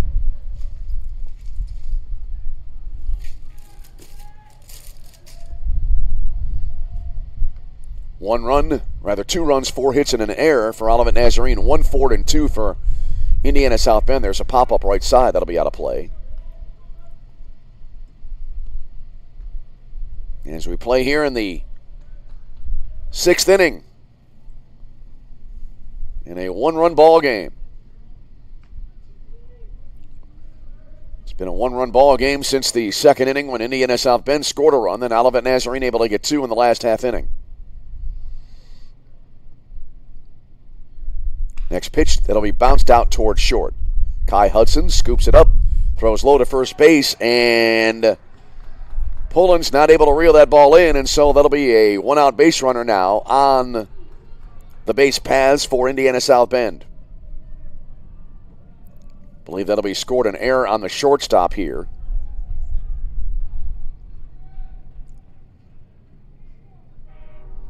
And now here's Owen Benson. Center fielder number 24, Owen Benson. Benson tonight has grounded out and also struck out in the ball game.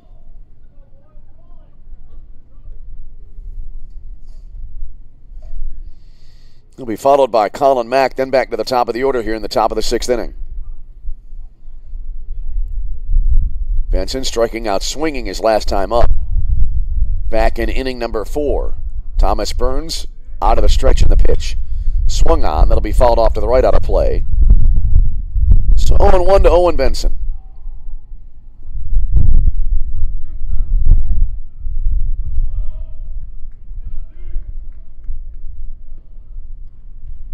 Benson, right-handed batter, standing in. Burns comes set now on the pitch. And that's a topper rolling up the third base line, and it'll kind of lazily roll foul halfway up the line. So 0-2 now.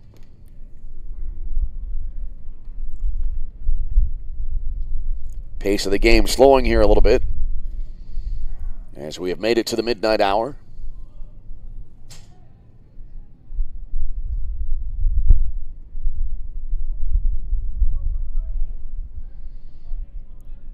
One ball, 2 strikes.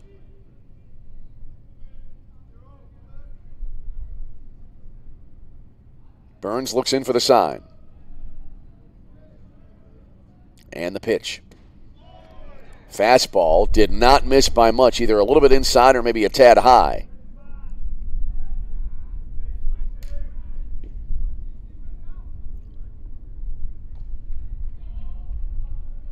All right, Burns now looking in. 1-2 is on the scoreboard now. Throw to first base and the runner back in.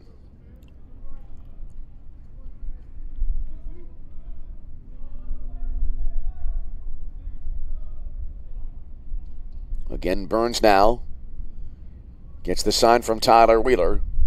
Looks like he's setting up a little bit outside. Here's the delivery. That'll be fouled off to the right out of play. And the at-bat will continue in a 2-strike situation for Owen Benson. Top of the 6th inning, Olivet Nazarene with a slim 2-1 lead. Last pitch clocking in at 80 miles an hour.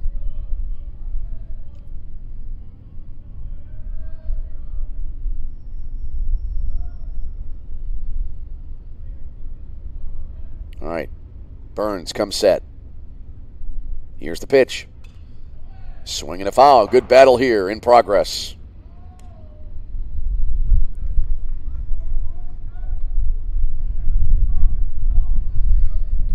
So it stays a ball and 2 strikes. Colin Mack patiently awaiting on deck. Burns takes a quick look over at first base. Short lead taken there by the runner at first. There's a swing and a miss. And so that's a strikeout now for Benson. That's the 2nd out of the inning. And that'll bring up to the plate Colin Mack. I see Dave Laquetta, the statistician, with the binoculars out. I think he's trying to determine who the runner at first is. Here's Mack now, a single and a strikeout in the ball game. First pitch, and Mack taking low and outside, and it is 1-0. Mack singled in the second. Was out trying to steal, if I remember correctly, and then he struck out swinging. I do remember that back in the fourth inning. Runner going here, swing and a miss, throw down to second base, tag applied, great throw, great tag, and that'll end the inning. That's a 2-4 caught stealing there, and that will end the frame. So an out on the bases, and in the inning, Burns now winds up facing the minimum. No runs, no hits in air, and nobody left on base. And we go to the bottom of the sixth inning. It is Olivet Nazarene 2, Indiana South Bend 1. This is CCAC Tournament Baseball.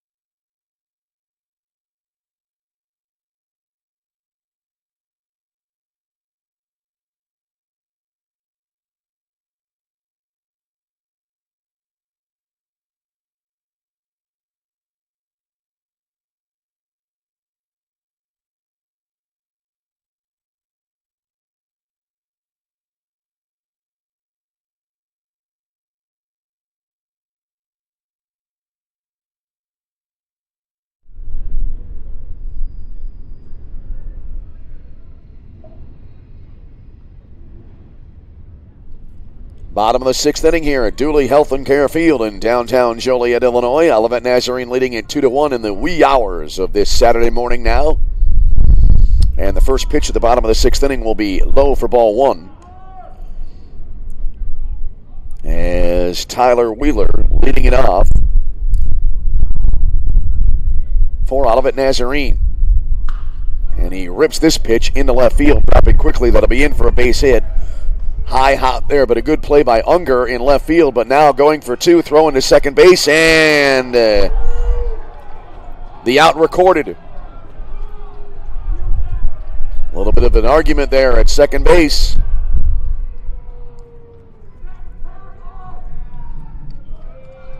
And the Olivet crowd not approving of the call there. And a great play by Nolan Unger there in left field. Got over to the ball quickly and then fired a perfect strike into second base to get the out. I believe it was a 7-4 putout. And now that'll bring up Jacob Bultice. Bultice is 0 for 1 with a walk. So 1 out, nobody on in the bottom of the sixth inning. Robbie Berger coming set. First pitch to Bultice, going after that, and he fouls it off to the right. Into the screen, and it's 0-1. Kai Hudson next, then Gunnar Pullins here in the bottom of the sixth inning. 2-1 ball game.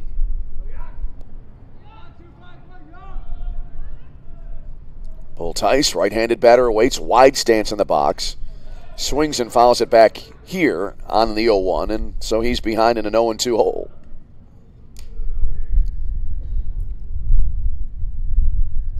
Well, we've seen some really nice defensive plays throughout this first round.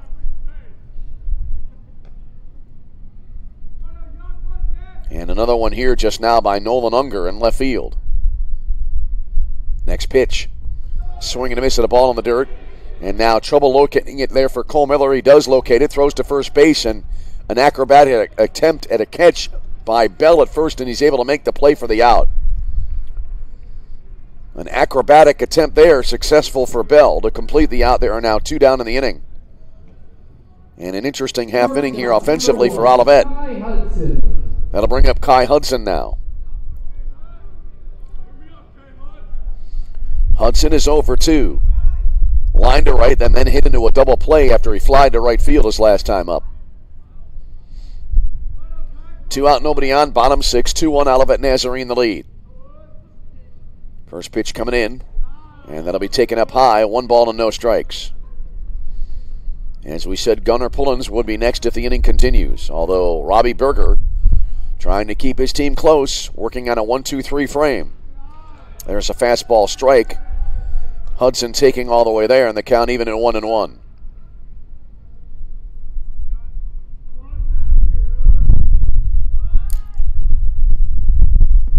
Now the 1-1 offering. Over below. Checking the temperature right now as it is dropped. As the next pitch swung on, hit well to center field. Coming on, a sliding attempt at the catch made in center field, and another fine defensive play by Benson as he makes the play to end the inning.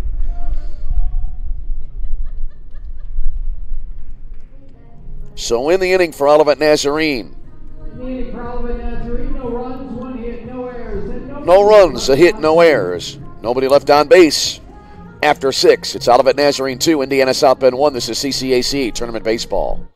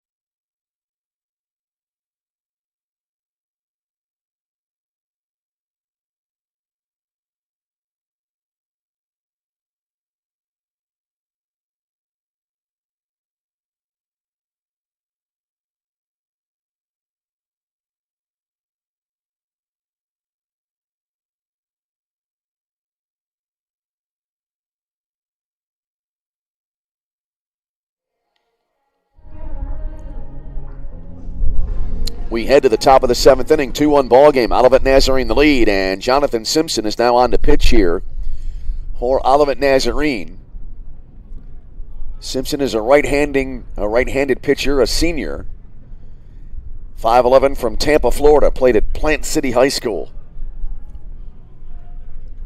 And he will face the 9-1-2 hitters here for Indiana South Bend in the 7th inning. The right fielder, number 12. And that means Colin Mack now will lead it off for Indiana South Bend. So the day is over for Thomas Burns, the starter for Olivet Nazarene.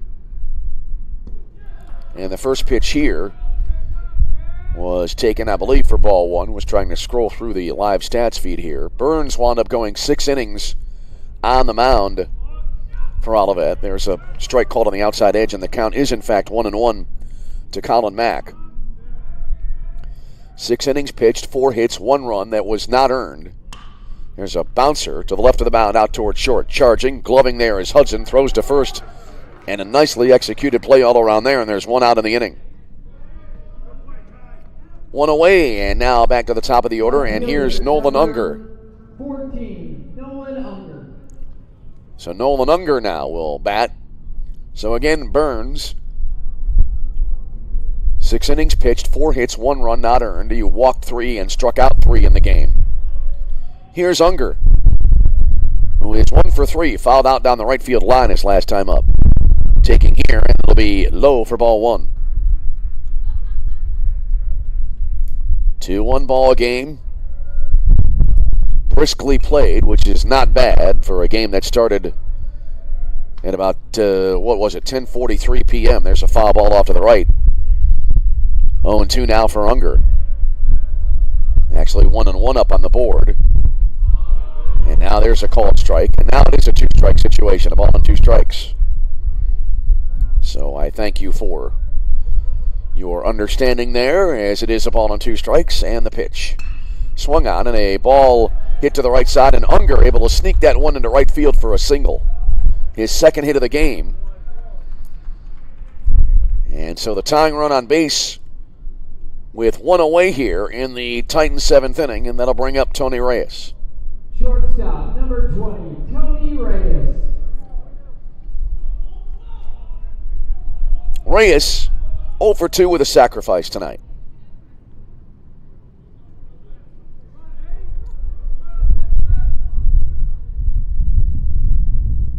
So Reyes stands in the batter's box.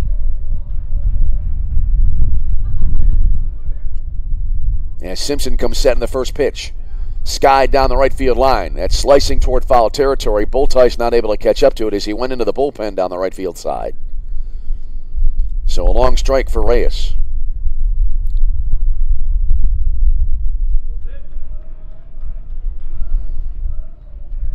Reyes adjusts his batting helmet, now gets back into the batter's box. No balls and a strike to count.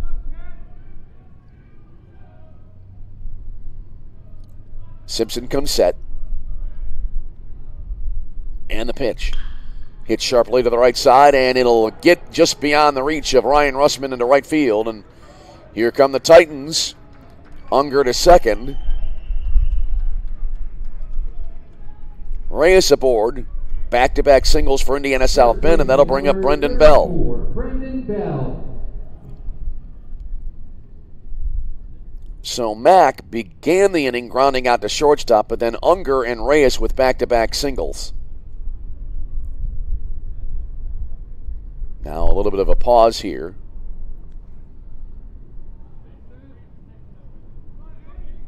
Umpire does have the lineup card out.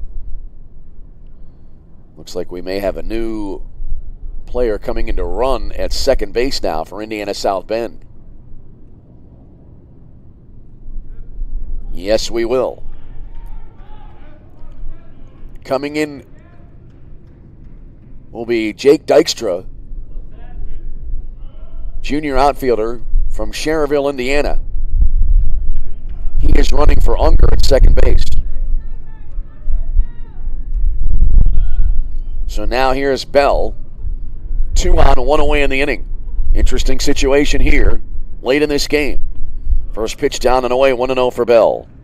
Bell has walked, flied out, and singled in the game tonight.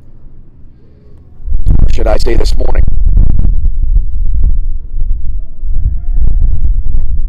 One ball, no strikes. Jonathan Simpson trying to keep his team in front in relief. Swinging a ball, slicing to the right side, into right field for a base hit. Here's the runner being held up at third base, so station to station here, and the bases are loaded for Indiana South Bend. Dykstra to third, Reyes to second. 3 straight singles for the Titans, and now that'll bring up Brett Sikorski.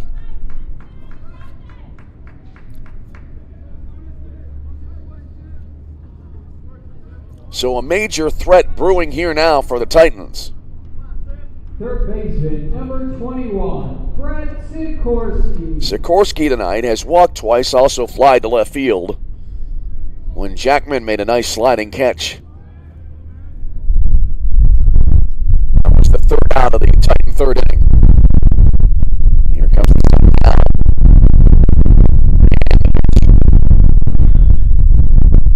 Pop foul out of play to the left side. So strike one to Sikorski. Evan Allen next, then it would be Jake Vanderwood. We get that far, the Titans may likely have taken the lead. Base is loaded, 1 away here in the Indiana South Bend 7th inning. Here's the stretch and the pitch, fastball, down low. 1-1 now to Sikorski. Jonathan Simpson coming on here to start the 7th inning.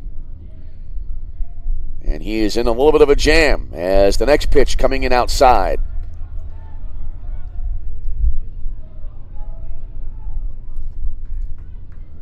So that now runs it to 2 balls and a strike here. Bases loaded with Titans as they trail 2-1 in this game. And the pitch.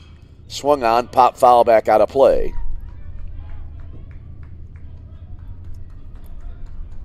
So now a 2-strike situation. 2 balls and 2 strikes to the Titan third baseman.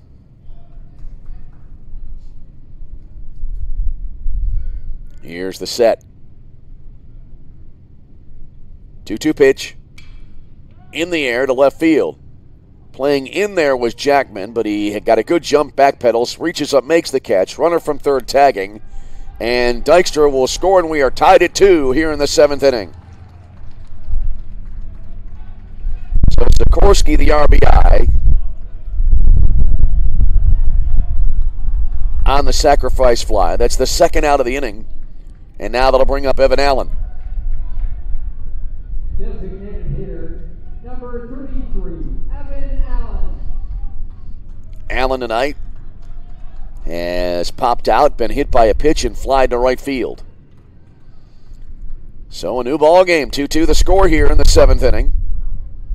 Go-ahead run in scoring position for the Titans at second base. Runners at first and second with 2 down. First pitch here, a check swing, but it's in there for a strike anyway. 0-1 to Evan Allen. Jake Vanderwood would be next. 2 on, 2 out, a run in here in the top of the 7th inning. 2-2 ball game now.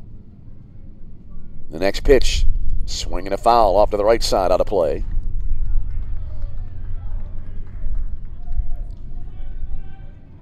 Oh, and 2 now to Allen.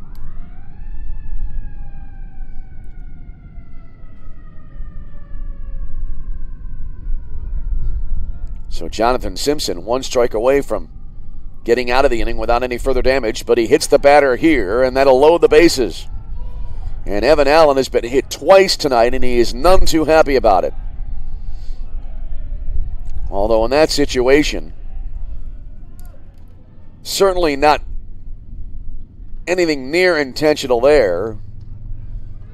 The last thing you want to do in that situation is hit a batter, because now the go-ahead run is at third, and the bases are loaded for Jake Vanderwood. Jake Vanderwood. Vanderwood, he has been hit by a pitch. Also has singled and popped out to short right field. So here we go. First pitch to Vanderwood, low and away, and it's 1-0. So Indiana South Bend trying to forge back into the lead. They've tied the game at 2 here in the top of the 7th inning. Here's the set now and the pitch. There's a chopper over the mound and glove behind the bag at second, then bobbled, and everybody will be safe. 1 run will score. A 2nd run will come in. Hudson tried to glove it behind the base at second, bobbled it. And 2 runs score on the play. Reyes coming in, and Bell, he never stopped charging coming around third, and he scores. Vanderwood aboard at first base. Evan Allen to second. And just like that, Indiana South Bend now in front. 4-2. Cole Miller now due up for the Titans. We'll see how they score that. Gotta believe it may be an infield hit. If it is, it's 2 RBIs on a ball that didn't get out of the infield. First pitch here, down and away, 1-0 to Miller.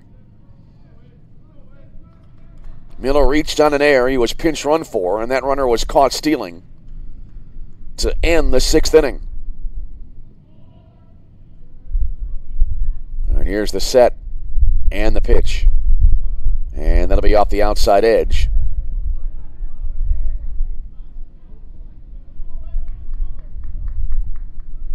Two 2-0 now to Cole Miller.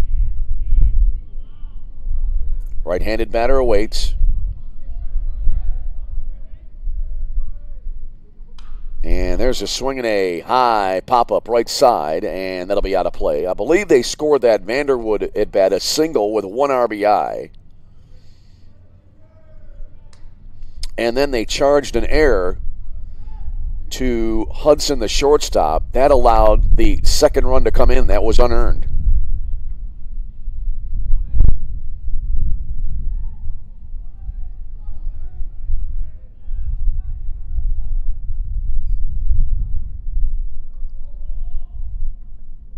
Righty versus righty here now. Simpson gets the sign, kicks and deals. And that'll be a pop-up high foul fly down the right field line. That'll be out of play. And so the count on the board now, 2 balls and 2 strikes. 2 balls, 2 strikes, 2 out. Here in the 7th, 3 across for the Titans. And they now own a 4-2 lead. Miller back into the batter's box, 2-2 count. Here's the set by Simpson. And the pitch. That'll be a chopper up the third base side. And that will be off the glove here of Mooney at third. Runner coming around from third to the plate, but let's see if they call that a foul ball. That will be the case. Very close call as Mooney came in charging on what was kind of a Baltimore chop there. And could not come up with it, but they called it in foul territory. You touch that ball in fair territory, and it's a fair ball, and anything goes after that. As it is, the count here remains 2-2 now for Cole Miller, the catcher. Indiana South Bend took a 1-0 lead in the second. Olivet came back, took a 2-1 lead on a pair of runs in the 5th, but now 3 in the 7th for Indiana South Bend. Here's the set by Simpson. And the delivery. Fastball just above the letters for a ball. Good take there by Miller. And that'll run it full, 3-2 now.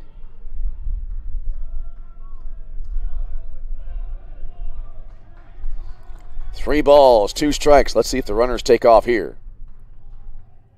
And they go. And there's a swing and a miss, and that will end the inning. Miller frustrated there. But a profitable inning there for Indiana South Bend. 3 runs, 4 hits, 1 error, and 2 left on base. Stretch time here on this early Saturday morning in Joliet. Your scores, we go bottom 7. Indiana South Bend 4, Olivet Nazarene 2. This is CCAC Tournament Baseball.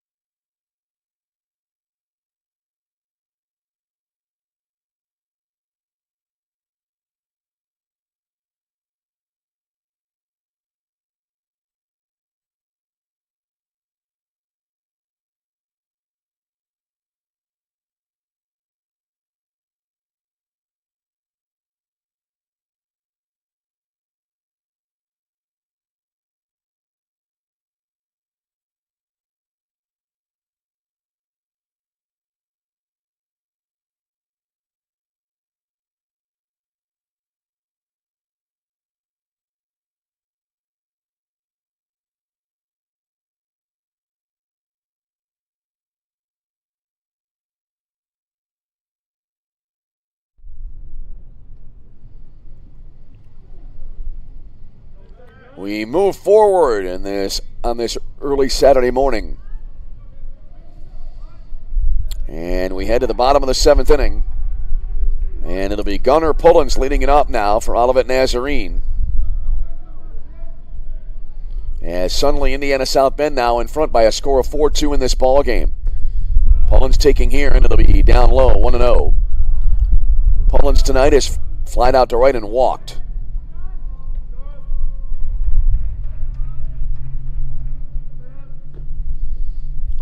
And now the 1-0, a little bit high. 2-0 the count. Pullins, Mooney, and Yell due up for Olivet Nazarene. Now the kick and the pitch. And that'll be in for a called strike. Good pitch here. So that runs it now to 2-1.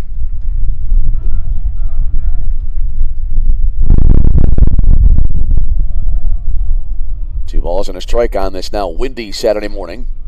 Swinging a pop-up right side. That'll be out of play. That'll make it 2-2.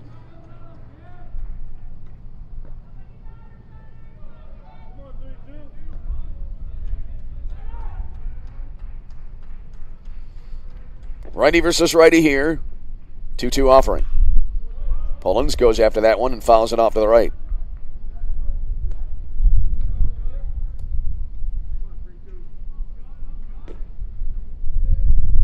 Had a little bit of an electronic situation here in the booth that I'm trying to solve here a little bit. And the next pitch. And that'll be a called third strike, knee high. Pullins not happy with that call, and he is rung up for out number 1 in the Olivet Nazarene 7th inning.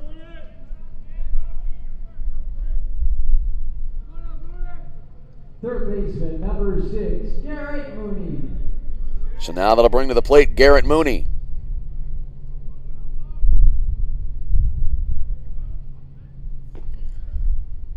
Mooney singled his last time up. Goes after this pitch and hits it well, but high into the air toward right field, and moving to his right and reaching up, the catch made by Colin Mack, and that will be out number 2. Well, when that ball came off the bat, I thought it would have more carry to it, and now that'll bring up the center fielder, Donovan Yell. Center fielder number 54, Donovan Yelling.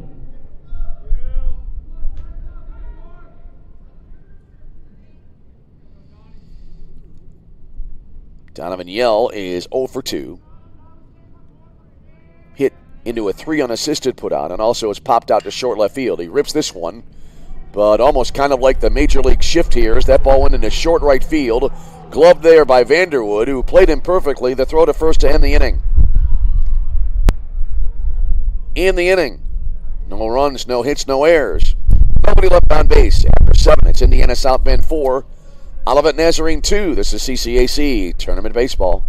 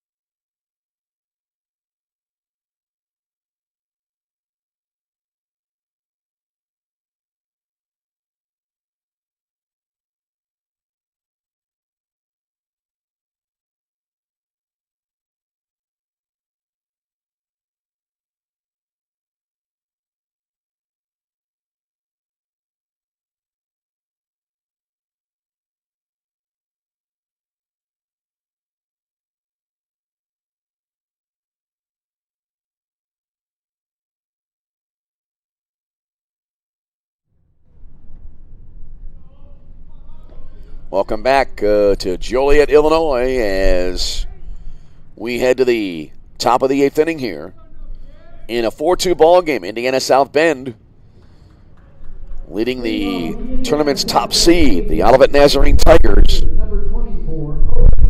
As Owen Benson now will stand in here for Indiana South Bend. He's 0 for 3 in the game tonight with a pair of strikeouts. And as I was reading his line score, the first pitch came in, and it was called a ball, so it's 1-0 here. Jonathan Simpson remaining on the mound for Olivet. There's a swinging strike, 1-1 now. Simpson has thrown an inning in the game.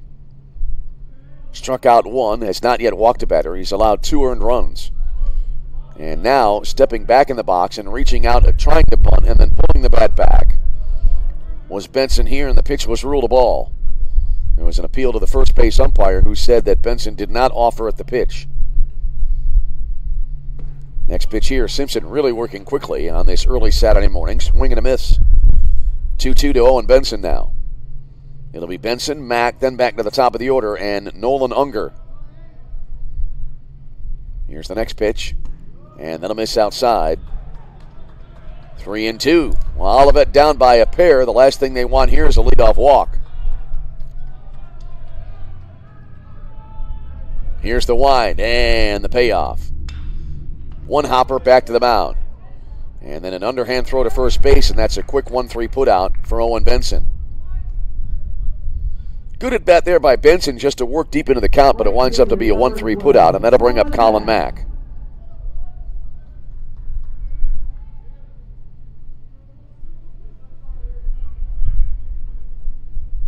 Mack tonight 1 for 3 with a strikeout. Had that single back in the second inning. First pitch coming in here, and that'll miss off the inside edge. So a ball and no strikes. We play in the top of inning number 8. There's a ball a little bit low. 2-0 here. 4 runs, 8 hits, 2 errors for Indiana South Bend. 2 runs, 5 hits, 3 errors for Olivet Nazarene. And when you combine the two games, as there's a pitch inside, when you combine the two games now, we've had 14 errors committed in the 2 games tonight. Not a good night for the defenses. As there's a strike call. So that runs it now to 3-1. And the next pitch, strike over the outer half, so now a full count, 3-2. Difference in the game, the 3-run 7th inning for Indiana South Bend. Here's the payoff, fouled straight back. We'll try it again. Jonathan Simpson, he works remarkably quickly. If he is pitching and you're calling the game, do not take your eye off the field. There's a swing and a high fly ball. Short center field, long run here, and coming on to make the catch, though, is Donovan Yell for the out.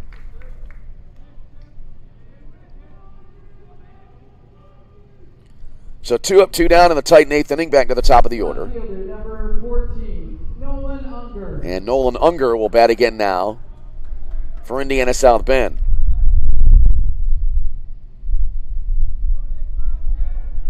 Singled last time up, then was lifted for a pinch runner who later came around to score. That was back in inning number 7. Titans sent 7, make that 8 hitters to the plate in the 7th inning. There's a wave and a miss. 0-1 now to Unger. If the inning continues, Tony Reyes would be next. Top of the 8th inning.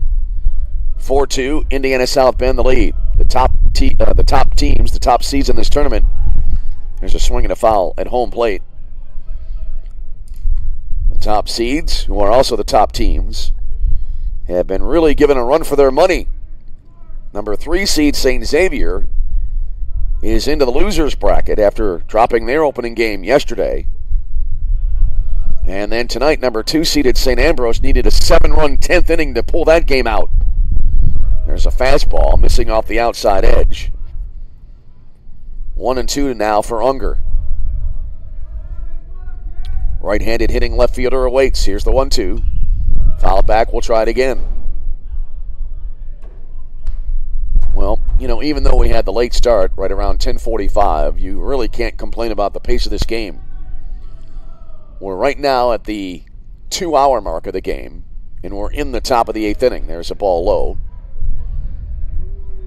2 balls and 2 strikes. Had a 3-hour game last night, and then the 3-hour and 45-minute marathon earlier on. There's a weak roller out towards second. Russman charging, gloving, and then he cannot make the exchange, as Unger looks like he's coming up a little bit lame there as he was heading up the line towards first base.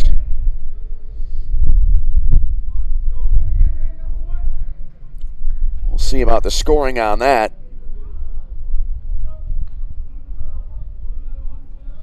As now Tony Reyes will bat. Shortstop, number 20, Tony Reyes. So Unger at first, spoiling the effort at a 1-2-3 inning. And the scoring there is an E4, so an error on Ryan Russman. And the parade of errors in the games tonight and now this morning have continued. Here's Reyes, who singled his last time up, also has flied out, grounded out, and has a sacrifice.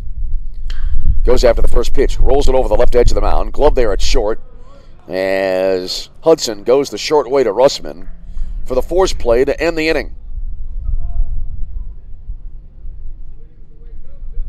So in the inning, no runs for Indiana South Bend. No runs, no hits in air, and 1 left on base. We go bottom 8. It is Indiana South Bend 4, Olivet Nazarene 2. You're tuned to CCAC Tournament Baseball.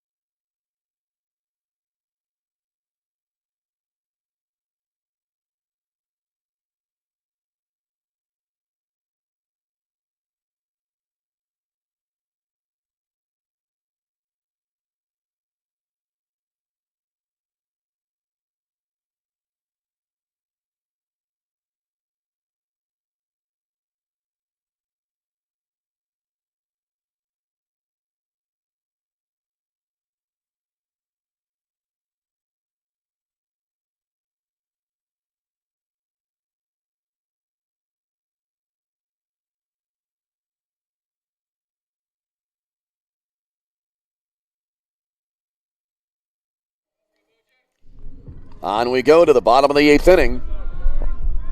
Top of the order due up now for Olivet Nazarene, as it'll be Jackman, Russman, and Lewis due up for the ONU Tigers, who trail late in this game by a pair.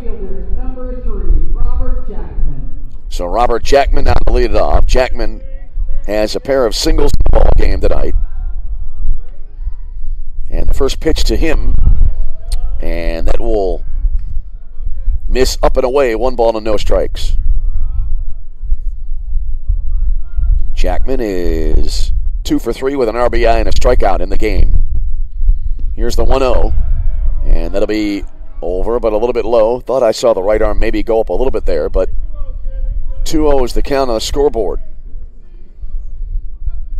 as we play into the wee hours here on this Saturday morning. There's a fastball high.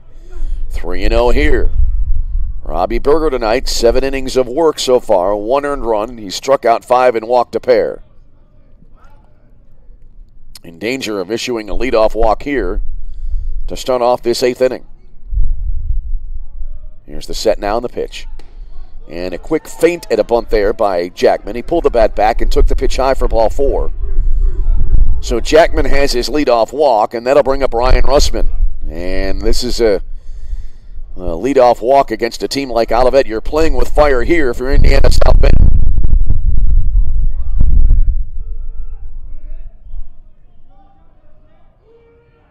Second baseman number 4, Ryan Russman. So now that'll bring up Ryan Russman.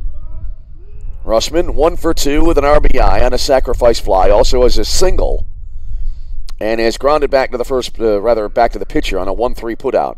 Throw to first and the runner back in.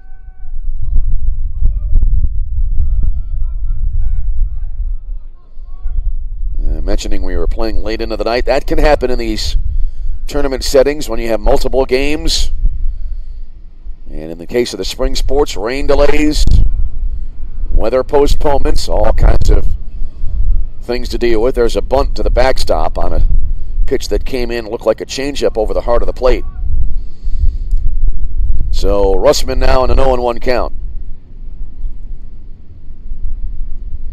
Russman drove in his run on a sacrifice fly back in the 5th inning. A great play was made in center field by Benson. That actually saved at least one more run from coming in. Throw to first, kind of a lob to first base, and the runner back in safely. I remember once calling basketball for Robert Morris University. They went to the NAIA National Tournament in Kansas City. And back then, the tournament format, there's a swing and a ball lifted into the air. Short right field coming out into the left toward the foul line. That's Colin Mack to make the play for the out. So 1 away in the inning, and that'll bring up Nolan Lewis, the DH. So the format was on Wednesday and Thursday, the first 2 days of the tournament, you played 8 games, 16 teams the first day, and then the other 16 of the field of 32 the second day. Well, Robert Morris played the last game on the second day, which is scheduled normally for, I think, 9:45 p.m. As there's a ball low, 1-0 here. The game previous, I think, went to at least 1 overtime. It might have gone to 2. And didn't start that game in Kansas City until something like 11:15 at night. And that game, I think, went to OT, and we didn't get done till about 1:30 in the morning. There's a pitch that misses outside. And it was kind of a strange deal because it was a dramatic game. You know, national tournament, winner go home, season on the line, and everybody's real intense, and there was almost nobody in the stands. There's a swing and a ball slicing into right center field, and that will get down for a base hit. Rounding second, heading for third, Robert Jackman going into second base now with a head-first slide. It'll be a two-base hit for Nolan Lewis. Jackman coming all the way around third, and he will head-first dive into the plate for a run. It's the second time today we've seen a base runner around third and just keep on running. And that makes it a one-run game. Lewis with the RBI on the double. And now Tyler Wheeler to the plate. And now suddenly the tying run is in scoring position at second base as it's now a 4-3 ball game. And now a meeting on the mound here for Indiana South Bend. We could have extra innings in this game.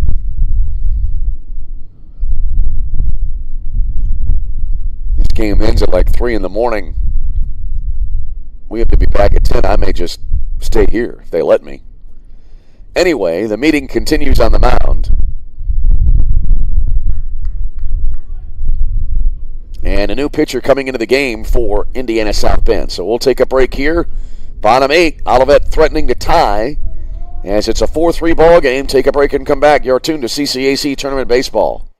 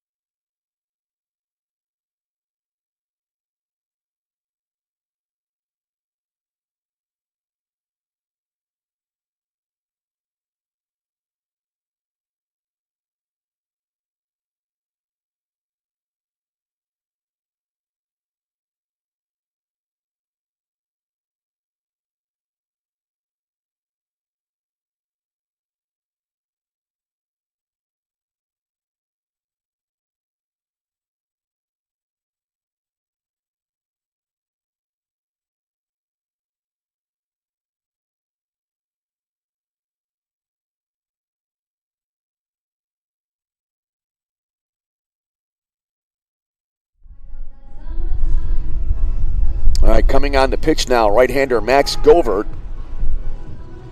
Govert, a senior righty from Maryville, Indiana. And he comes in here trying to keep his team in the lead.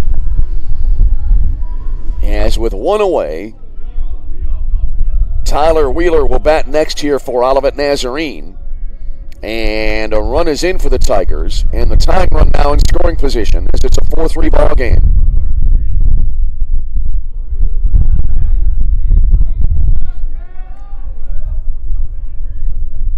So here's Wheeler. Wheeler, a strikeout. He's been hit by a pitch and also has a single. So here we go. Tense situation here in this first round matchup. Righty versus righty. Govert coming set now. Looks at second, deals to the plate. Breaking ball, and that'll miss inside, 1-0. Jacob Bultei's next, and then Kai Hudson if we continue on that far. Bottom of 8, 4-3, Indiana South Bend the lead. Here's the set by Govert. Pitch to the plate. Did not miss hitting the batter by much, and then it caught the inside edge of the plate for a called strike. Kind of an extreme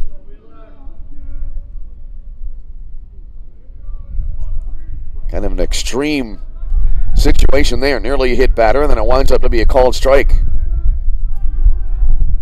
An extreme spectrum, that's the word I was searching for. Anyway, Govert comes set now. And the 1-1 pitch. Swung on, this is ripped and into left field for a base hit. Here's the runner rounding third. Throw to the plate will not be cut off. Tag applied, but not in time. A tie ball game, and now on the throw to the plate, Wheeler able to take second base. So we are now tied at 4 as Wheeler gets an RBI. See if they call that a single and then taking second on the throw into the plate. I believe that'll be the case. And we are now even at 4, and Jacob Bultice will now bat. And really a great opportunity for Olivet Nazarene here now to take the lead in the bottom of the 8th inning. And I believe we'll close the book on Robbie Berger, the starting pitcher. We'll get to that when we get a chance. Bultice is 0 for 2 with a walk. Struck out swinging his last time up. Govert coming set now. Looks back at second base. And the pitch. Bultice takes, and that'll be inside 1-0. Bultice grounded to second back in the 2nd inning.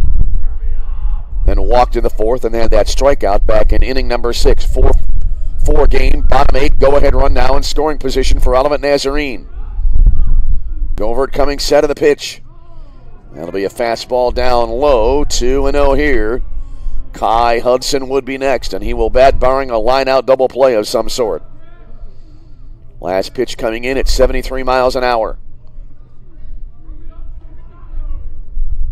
Wheeler, I believe, he's a catcher, but still running, I believe, at second base. Here's the set and the pitch. This is hit well to left field, high into the air. And it'll stay up as coming on to make the play. Unger in left makes the catch. And that'll be out number 2. So 2 away, and here's Kai Hudson. Number 1, Kai Hudson. Hudson has lined out twice to center and then hit into a double play when he flew out to right field. That was in the 4th. So now Govert trying to strand the go-ahead run at second base and send this game into a tie, into a 9th inning tied. Here's the set. And the first pitch. Curve, strike on the outside corner. Well-placed pitch there, and it's 0-1 for Hudson. We play in the 8th inning in a 4-4 game.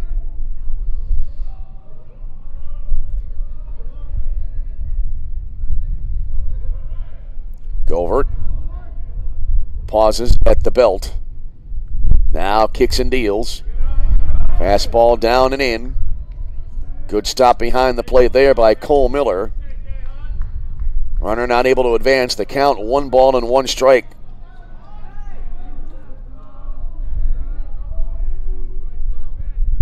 Hudson stands in. He's hit the ball well on 3 occasions tonight, but has nothing to show for it. He bounces this one out to shortstop. Gobbled up on 2 hops by Reyes. Throw to first, and that'll end the inning. So in the inning, Olivet Nazarene scoring twice. 2 runs on 2 hits. An error. And actually no errors and a runner left on base. We go to the 9th. We're tied at 4 as we are 1 minute short of the 1 a.m. hour. This is CCAC Tournament Baseball.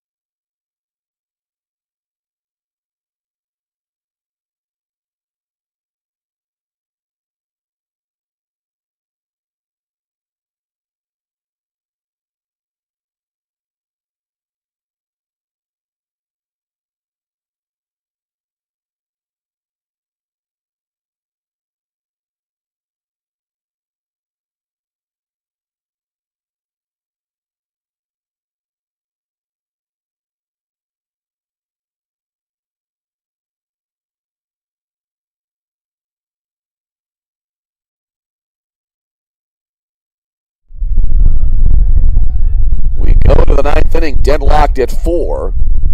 And so it'll be Brendan Bell leading it off now for Indiana South Bend in the ninth inning. First pitch to him, and that'll be off the outside edge. 1-0 to Bell. It'll be Bell, Sikorski, and Evan Allen due up here for Indiana South Bend in a 4-4 game. Next pitch in for a strike.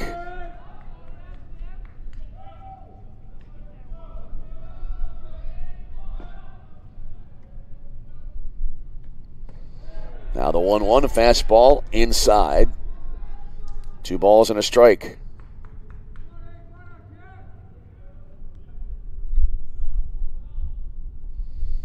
Righty versus righty in the next offering.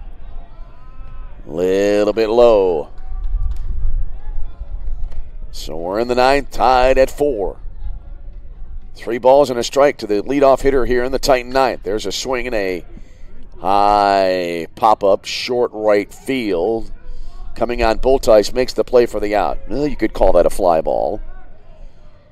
So that'll be an F9 in the scorebook, 1 away in the inning. And that'll bring up Brett Sikorski. Third baseman, number 21, Brett Sikorski.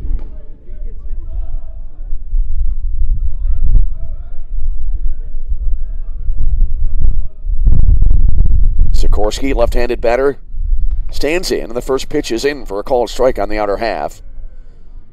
0-1 to Sikorski, who sacrificed a run-in last time up on a sac fly, also has a walk. Fly to left, and he also walked back in the first inning. Breaking ball up and away, so now 1-1 here.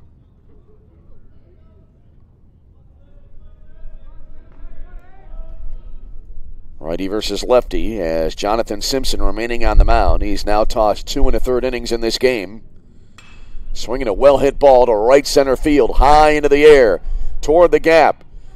Center field and right fielder closing in on it, and it lands right between them in a very narrow window for the ball to land. And this will be 3 bases here for Brett Sikorski.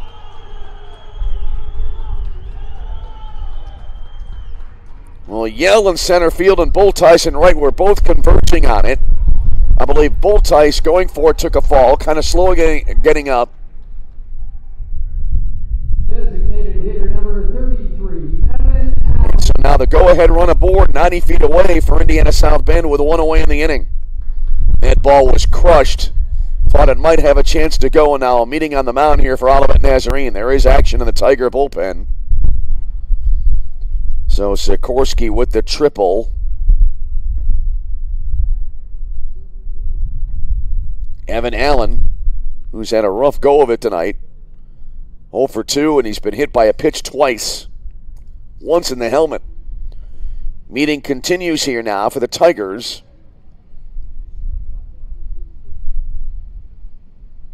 And now that breaks up.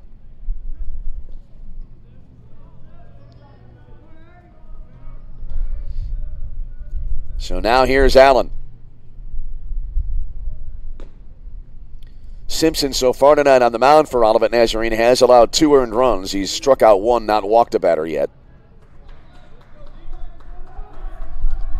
Now Allen, who was hit in the back last time up, is back at it. Infield in at third and first. First pitch here, and that'll be a strike on the outside edge, and it's 0-1. Mooney coming in on what would be the infield grass on a natural turf field. Coming in a little bit closer now. Pullins at first base. Swinging a high pop-up right side foul territory. Pullins going after it there, but it's going to be out of play. So 0-2 now to Evan Allen. Golden opportunity here for the Titans in a 4-4 game in the top of the 9th inning. We have had a lot of dramatics in our 2 games tonight. Game 1 scheduled for 4 p.m., delayed 2 hours due to the rain. That's why we're playing now at 1:05 a.m. on Saturday morning. No balls, 2 strikes. And the pitch. Swing and a miss, strike 3, and that's out number 2. Great pitch there by Simpson. Allen went for an outside pitch, or at least toward the outer part of the zone and came up empty. Second baseman, number 3, Jake Vanderwood. That'll leave it up now to Jake Vanderwood. Vanderwood tonight has 2 singles. He's been hit by a pitch and also popped out to short right field. Runner at third, infield back now at normal depth. Russman playing deep at second base and short right field right now. Same for Hudson. He's in short left field at shortstop. First pitch here, and that'll be looped into right field. Coming on, Bultice makes the catch, and that'll end the inning and end the threat. And a golden opportunity slips by for the Titans. And Simpson fired up as he comes off the mound. So in the inning, no runs. They waste a 1-out triple. That was the 1 hit. No errors, a runner left on base. We go bottom 9, tied at 4. This is CCAC Tournament Baseball.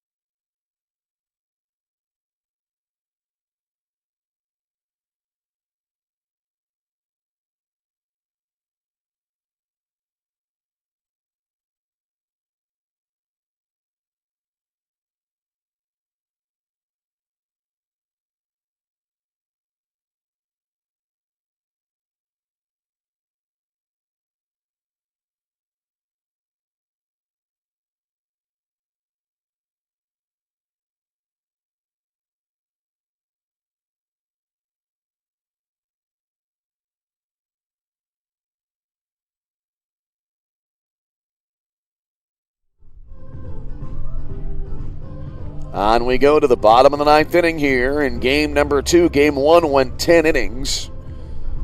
Took 3 hours and 45 minutes to complete. Now we go bottom 9, tied here in game number 2. The Olivet Nazarene, 9th inning. The first baseman, number 32. And leading it up now for Olivet will be Gunnar Pullins. It'll be Pullins, Mooney, and Yell due up here. Pullins leading off the inning for the 3rd straight time, dating back to the 5th inning. First pitch coming in here, and Pullins takes, and it'll be over but low, 1-0. Max Govert remaining on the mound for Indiana South Bend. His predecessor, Robbie Berger, 7 1/3 innings pitched tonight. 6 hits, 4 runs, 3 of them were earned. There's a swing and a miss. Berger walked 3 and struck out 5. 1 ball, 1 strike to Gunnar Pullins. And the pitch. That'll be over but low, and that'll make it 2-1. Well, those opportunities that Indiana South Bend had at the top of the inning are opportunities you just cannot slip by. Govert kicks and deals, and that'll be a pitch that comes in on the inner half for a called strike. To be honest, had a hard time telling what kind of pitch that was. Might have been a fastball, but also might have been a little bit of a curve, although, again, it might have been a heater with a little bit of movement.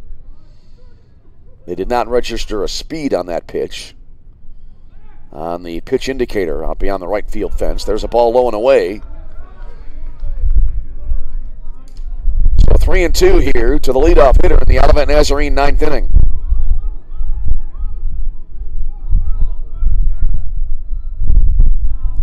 Pullins back into the batter's box. 3 balls, 2 strikes. Govert kicks and deals. In the dirt, ball 4-0, that caught the umpire. It skips away back to the backstop here, and Pullins rounding first, and he will go into second base.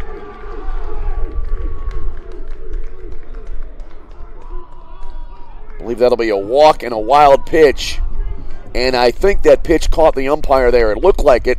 Judging from the reaction, he immediately went down on one knee. Meanwhile, the ball skipped back toward the right side on-deck circle, and Pullins went full bore around first base and got in at second, and so now the winning run is in scoring position, and that'll bring up Garrett Mooney.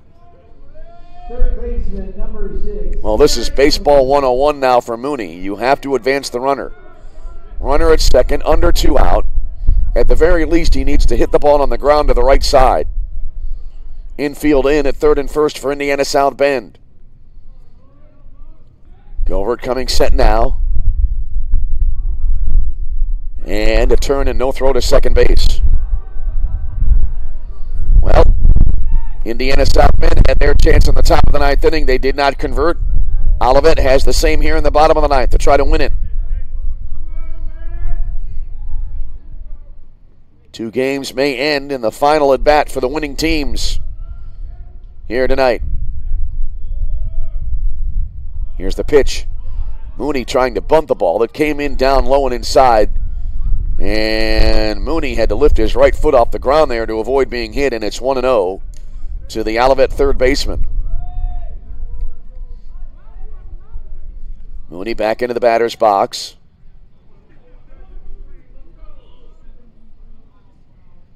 Third and first base now even with their respective bases. Now inching in a little bit on the infield is Bell at first. There's a bunt. Bell charging. Govert decides to field. He'll throw to the second baseman covering. Good execution there as Pullins goes to third on the sacrifice. 1 away, and now 2 chances here for Olivet Nazarene. Donovan Yell will bat now. Sacrifice fly would win the game.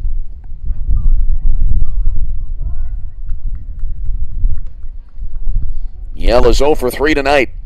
Center fielder number 54, Donovan Yelling. Yell grounded out to second base his last time up. And he has a chance to be the hero in this game. And now the Titans pull the infield in all the way around. Righty versus lefty. Here's the pitch. Breaking ball in for a called strike, and it's 0-1.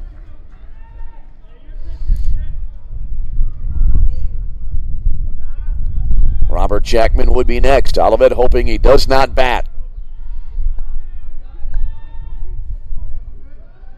No balls, 1 strike. Donovan Yell awaits. And the pitch. Swung on, ripped to right field. That'll be in for a base hit. Coming in to score, Gunnar Pullins and Olivet Nazarene. Comes back and they win the game. And move on to the semifinals of the winner's bracket here in the CCAC Baseball Championship. So an RBI single to close out the game. And your final totals in the ball game here tonight for Olivet Nazarene. They score 2 in the 8th, 1 in the 9th to stage the comeback and win the game 5-4. 5 runs, 8 hits, 4 errors for Olivet. 4 runs, 9 hits, 2 errors for Indiana South Bend. So that wraps up a long evening of baseball as the game ending at 1:13 Central Time. Exactly a 2.5-hour game. And a good ball game at that. So now, taking a look at the bracket before we leave the air. Olivet Nazarene able to advance. They will face St. Francis tomorrow night at 7 p.m. And meanwhile, at 1 o'clock now, it will be Indiana South Bend against Roosevelt. Again at 1. We'll be back tomorrow morning at 10 a.m. for the first elimination game of the tournament. St. Xavier against Calumet St. Joseph. Thanks to Dave Laquetta on stats. Thanks as well to our technical crew here on the streams. Thanks to all of you for staying up late and tuning in. Final again here in game number 2. Olivet Nazarene 5, St. Francis 4. Quick turnaround. We hope to see you in the morning. Either way, until we speak to you again, this is Tom Westenfeld. Thank you for tuning in. And now from Joliet, we wish you all a very pleasant good morning.